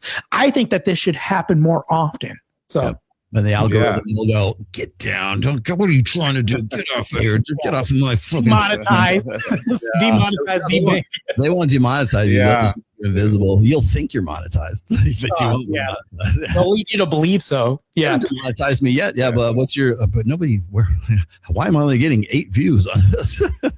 As they're stigmatizing you even more in your content. So that's another thing you're fighting against. All right, guys. Thank you very much.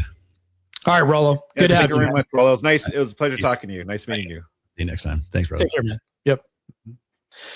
Yeah, that was one hell of a roller coaster, man. We got some time. We got about 6 minutes left. Yeah, I don't know what to say, Vic. I was actually honestly trying to find answers, but at the same time, I was realizing that these answers are going to be more hard to come by than anything else because women aren't going to police themselves. And I realized that in the middle of the podcast, and I was like, their nature, it's almost like a lot of feminist men like Brian Shapiro are allowing this to happen. If you kind of, it's almost like the Brian Shapiros of the world have been weaponized to allow this to happen and then say, I'll defend you, my lady, as they're wearing a mushroom cap hat in that one picture he's wearing. We'll get into that later. But it's insane. As they're stigmatizing men to try to self-improve and to try to fight this, it's almost like an uphill battle.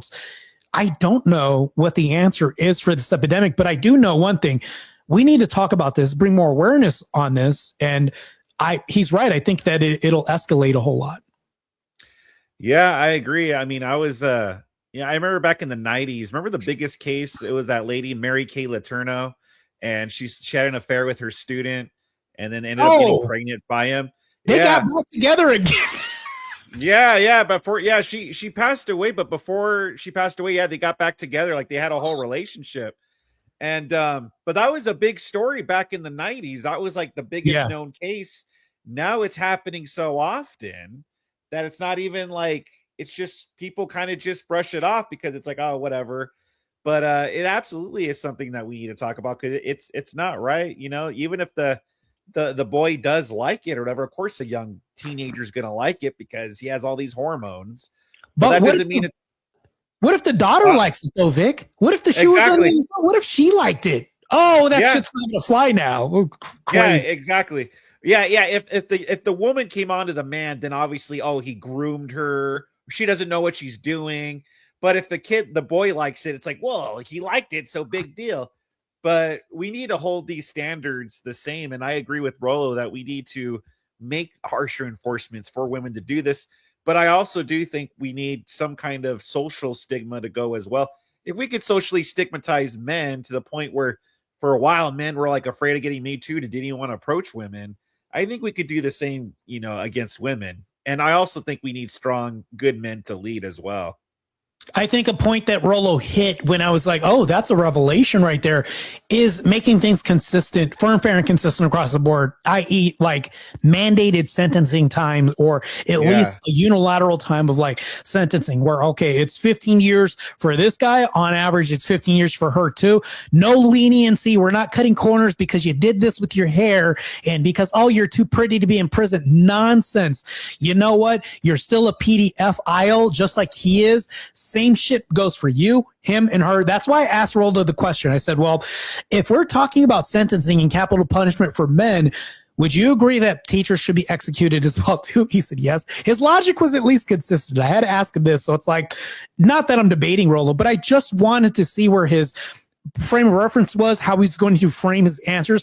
But I mean, I'm pretty pleased with the podcast. I did want to bring a banger of a guest out here for you guys, so that way we can talk about this issue, because I noticed that Rollo was firing back and he was also keeping a log of these incidents happening. I was like, who would be more perfect than this guy who was actually tracking all this? Then Rollo Tomas. Yeah, no, I agree. What did he say? 79, 2024, 91 in 2025, and 19 so far in 2026. 91. That is insane. This is ramping up, and we're already that into this part of the year. This is insane. Like, I'll ask you, Vic, how do you think we can slow this down, or is there even a solution that we could foresee in the future? Honestly, yeah, I think we do have to punish the women harsher with the laws that we have, the statutory grape laws. But I also think we need social stigmatizing, you know, like we need to make people more socially aware and lead and be very clear and be like, no, this is not okay.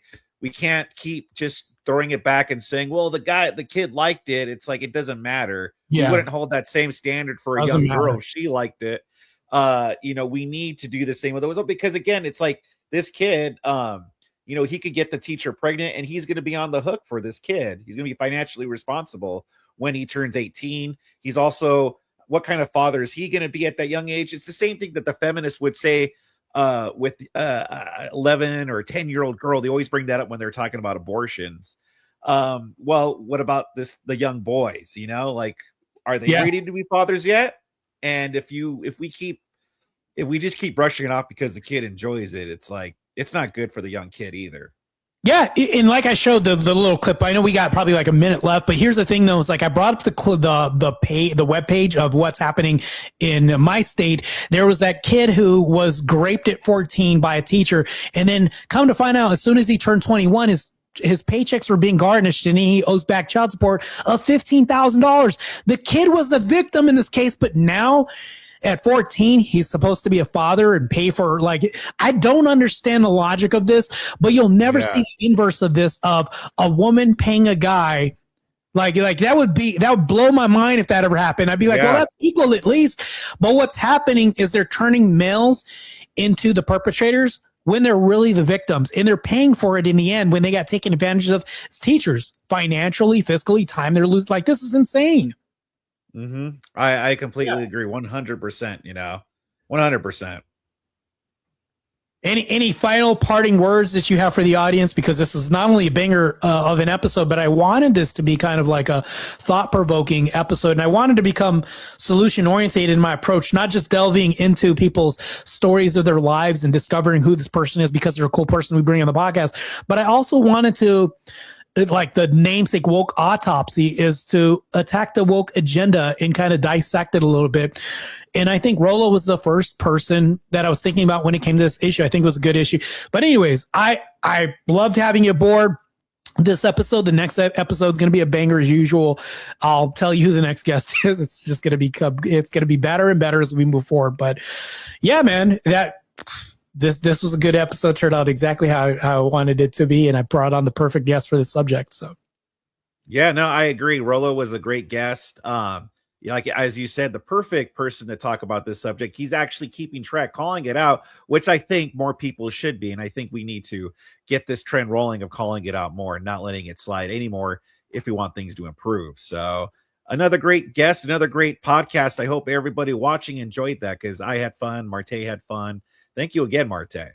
If you guys are over on Vic's channel, let me just do some grift work real quick. My channel's kind of dry in super chats because I recently got monetized. So you guys, if you guys want to subscribe to my channel, I'm hosting a Fears to Fathom series where I'm tackling topics that are going to traumatize me and borderline walking TOS tightropes to discuss issues that nobody else is talking about, from religion that worships booties to bug chasers that I covered today, which is gross. And then my next topic that I want to discuss too is involuntary self-deletions that are happening in society. Nobody wants to talk about that. But yeah, I've got a very interesting selection of series that I'm going to talk about that are very dark and morbid. There's also horror movies. And the reason why South Park isn't popping is because real life is becoming worse than anybody could ever write in fiction. And that's why I cover on my Fears to Fathom series. So yeah. Hell yeah. Yeah. And I implore you guys, go to Marte's channel as well. Show him some love because he is monetized again. So throw some shekels his way. You know, Marte is a fantastic host. My EBT card is running dry, and the chicken bowl is at one drumstick now. I do love watermelon too, just letting you know. I have a debate with Circa next week because he kind of canceled on me somehow, maybe stage fright. I don't know. But anyway, Circa, if you're hearing this, your ass is going to be whooped next week. I look forward to destroying the shit out of you logically in an argument. I wish you good luck because you're going to need it, Circa. You heard it here first. So. Good luck, Circa. I'm looking forward to watching it and reviewing it. All right, guys, I'm out. It's been another podcast. I got to go because I had a hard out 3 minutes ago. So I know Vic did too. Yeah. But yeah, I'll talk to you guys later. Next time, I'll let you guys know when I announce it. Christ is God. Peace out. Christ is God. See you later.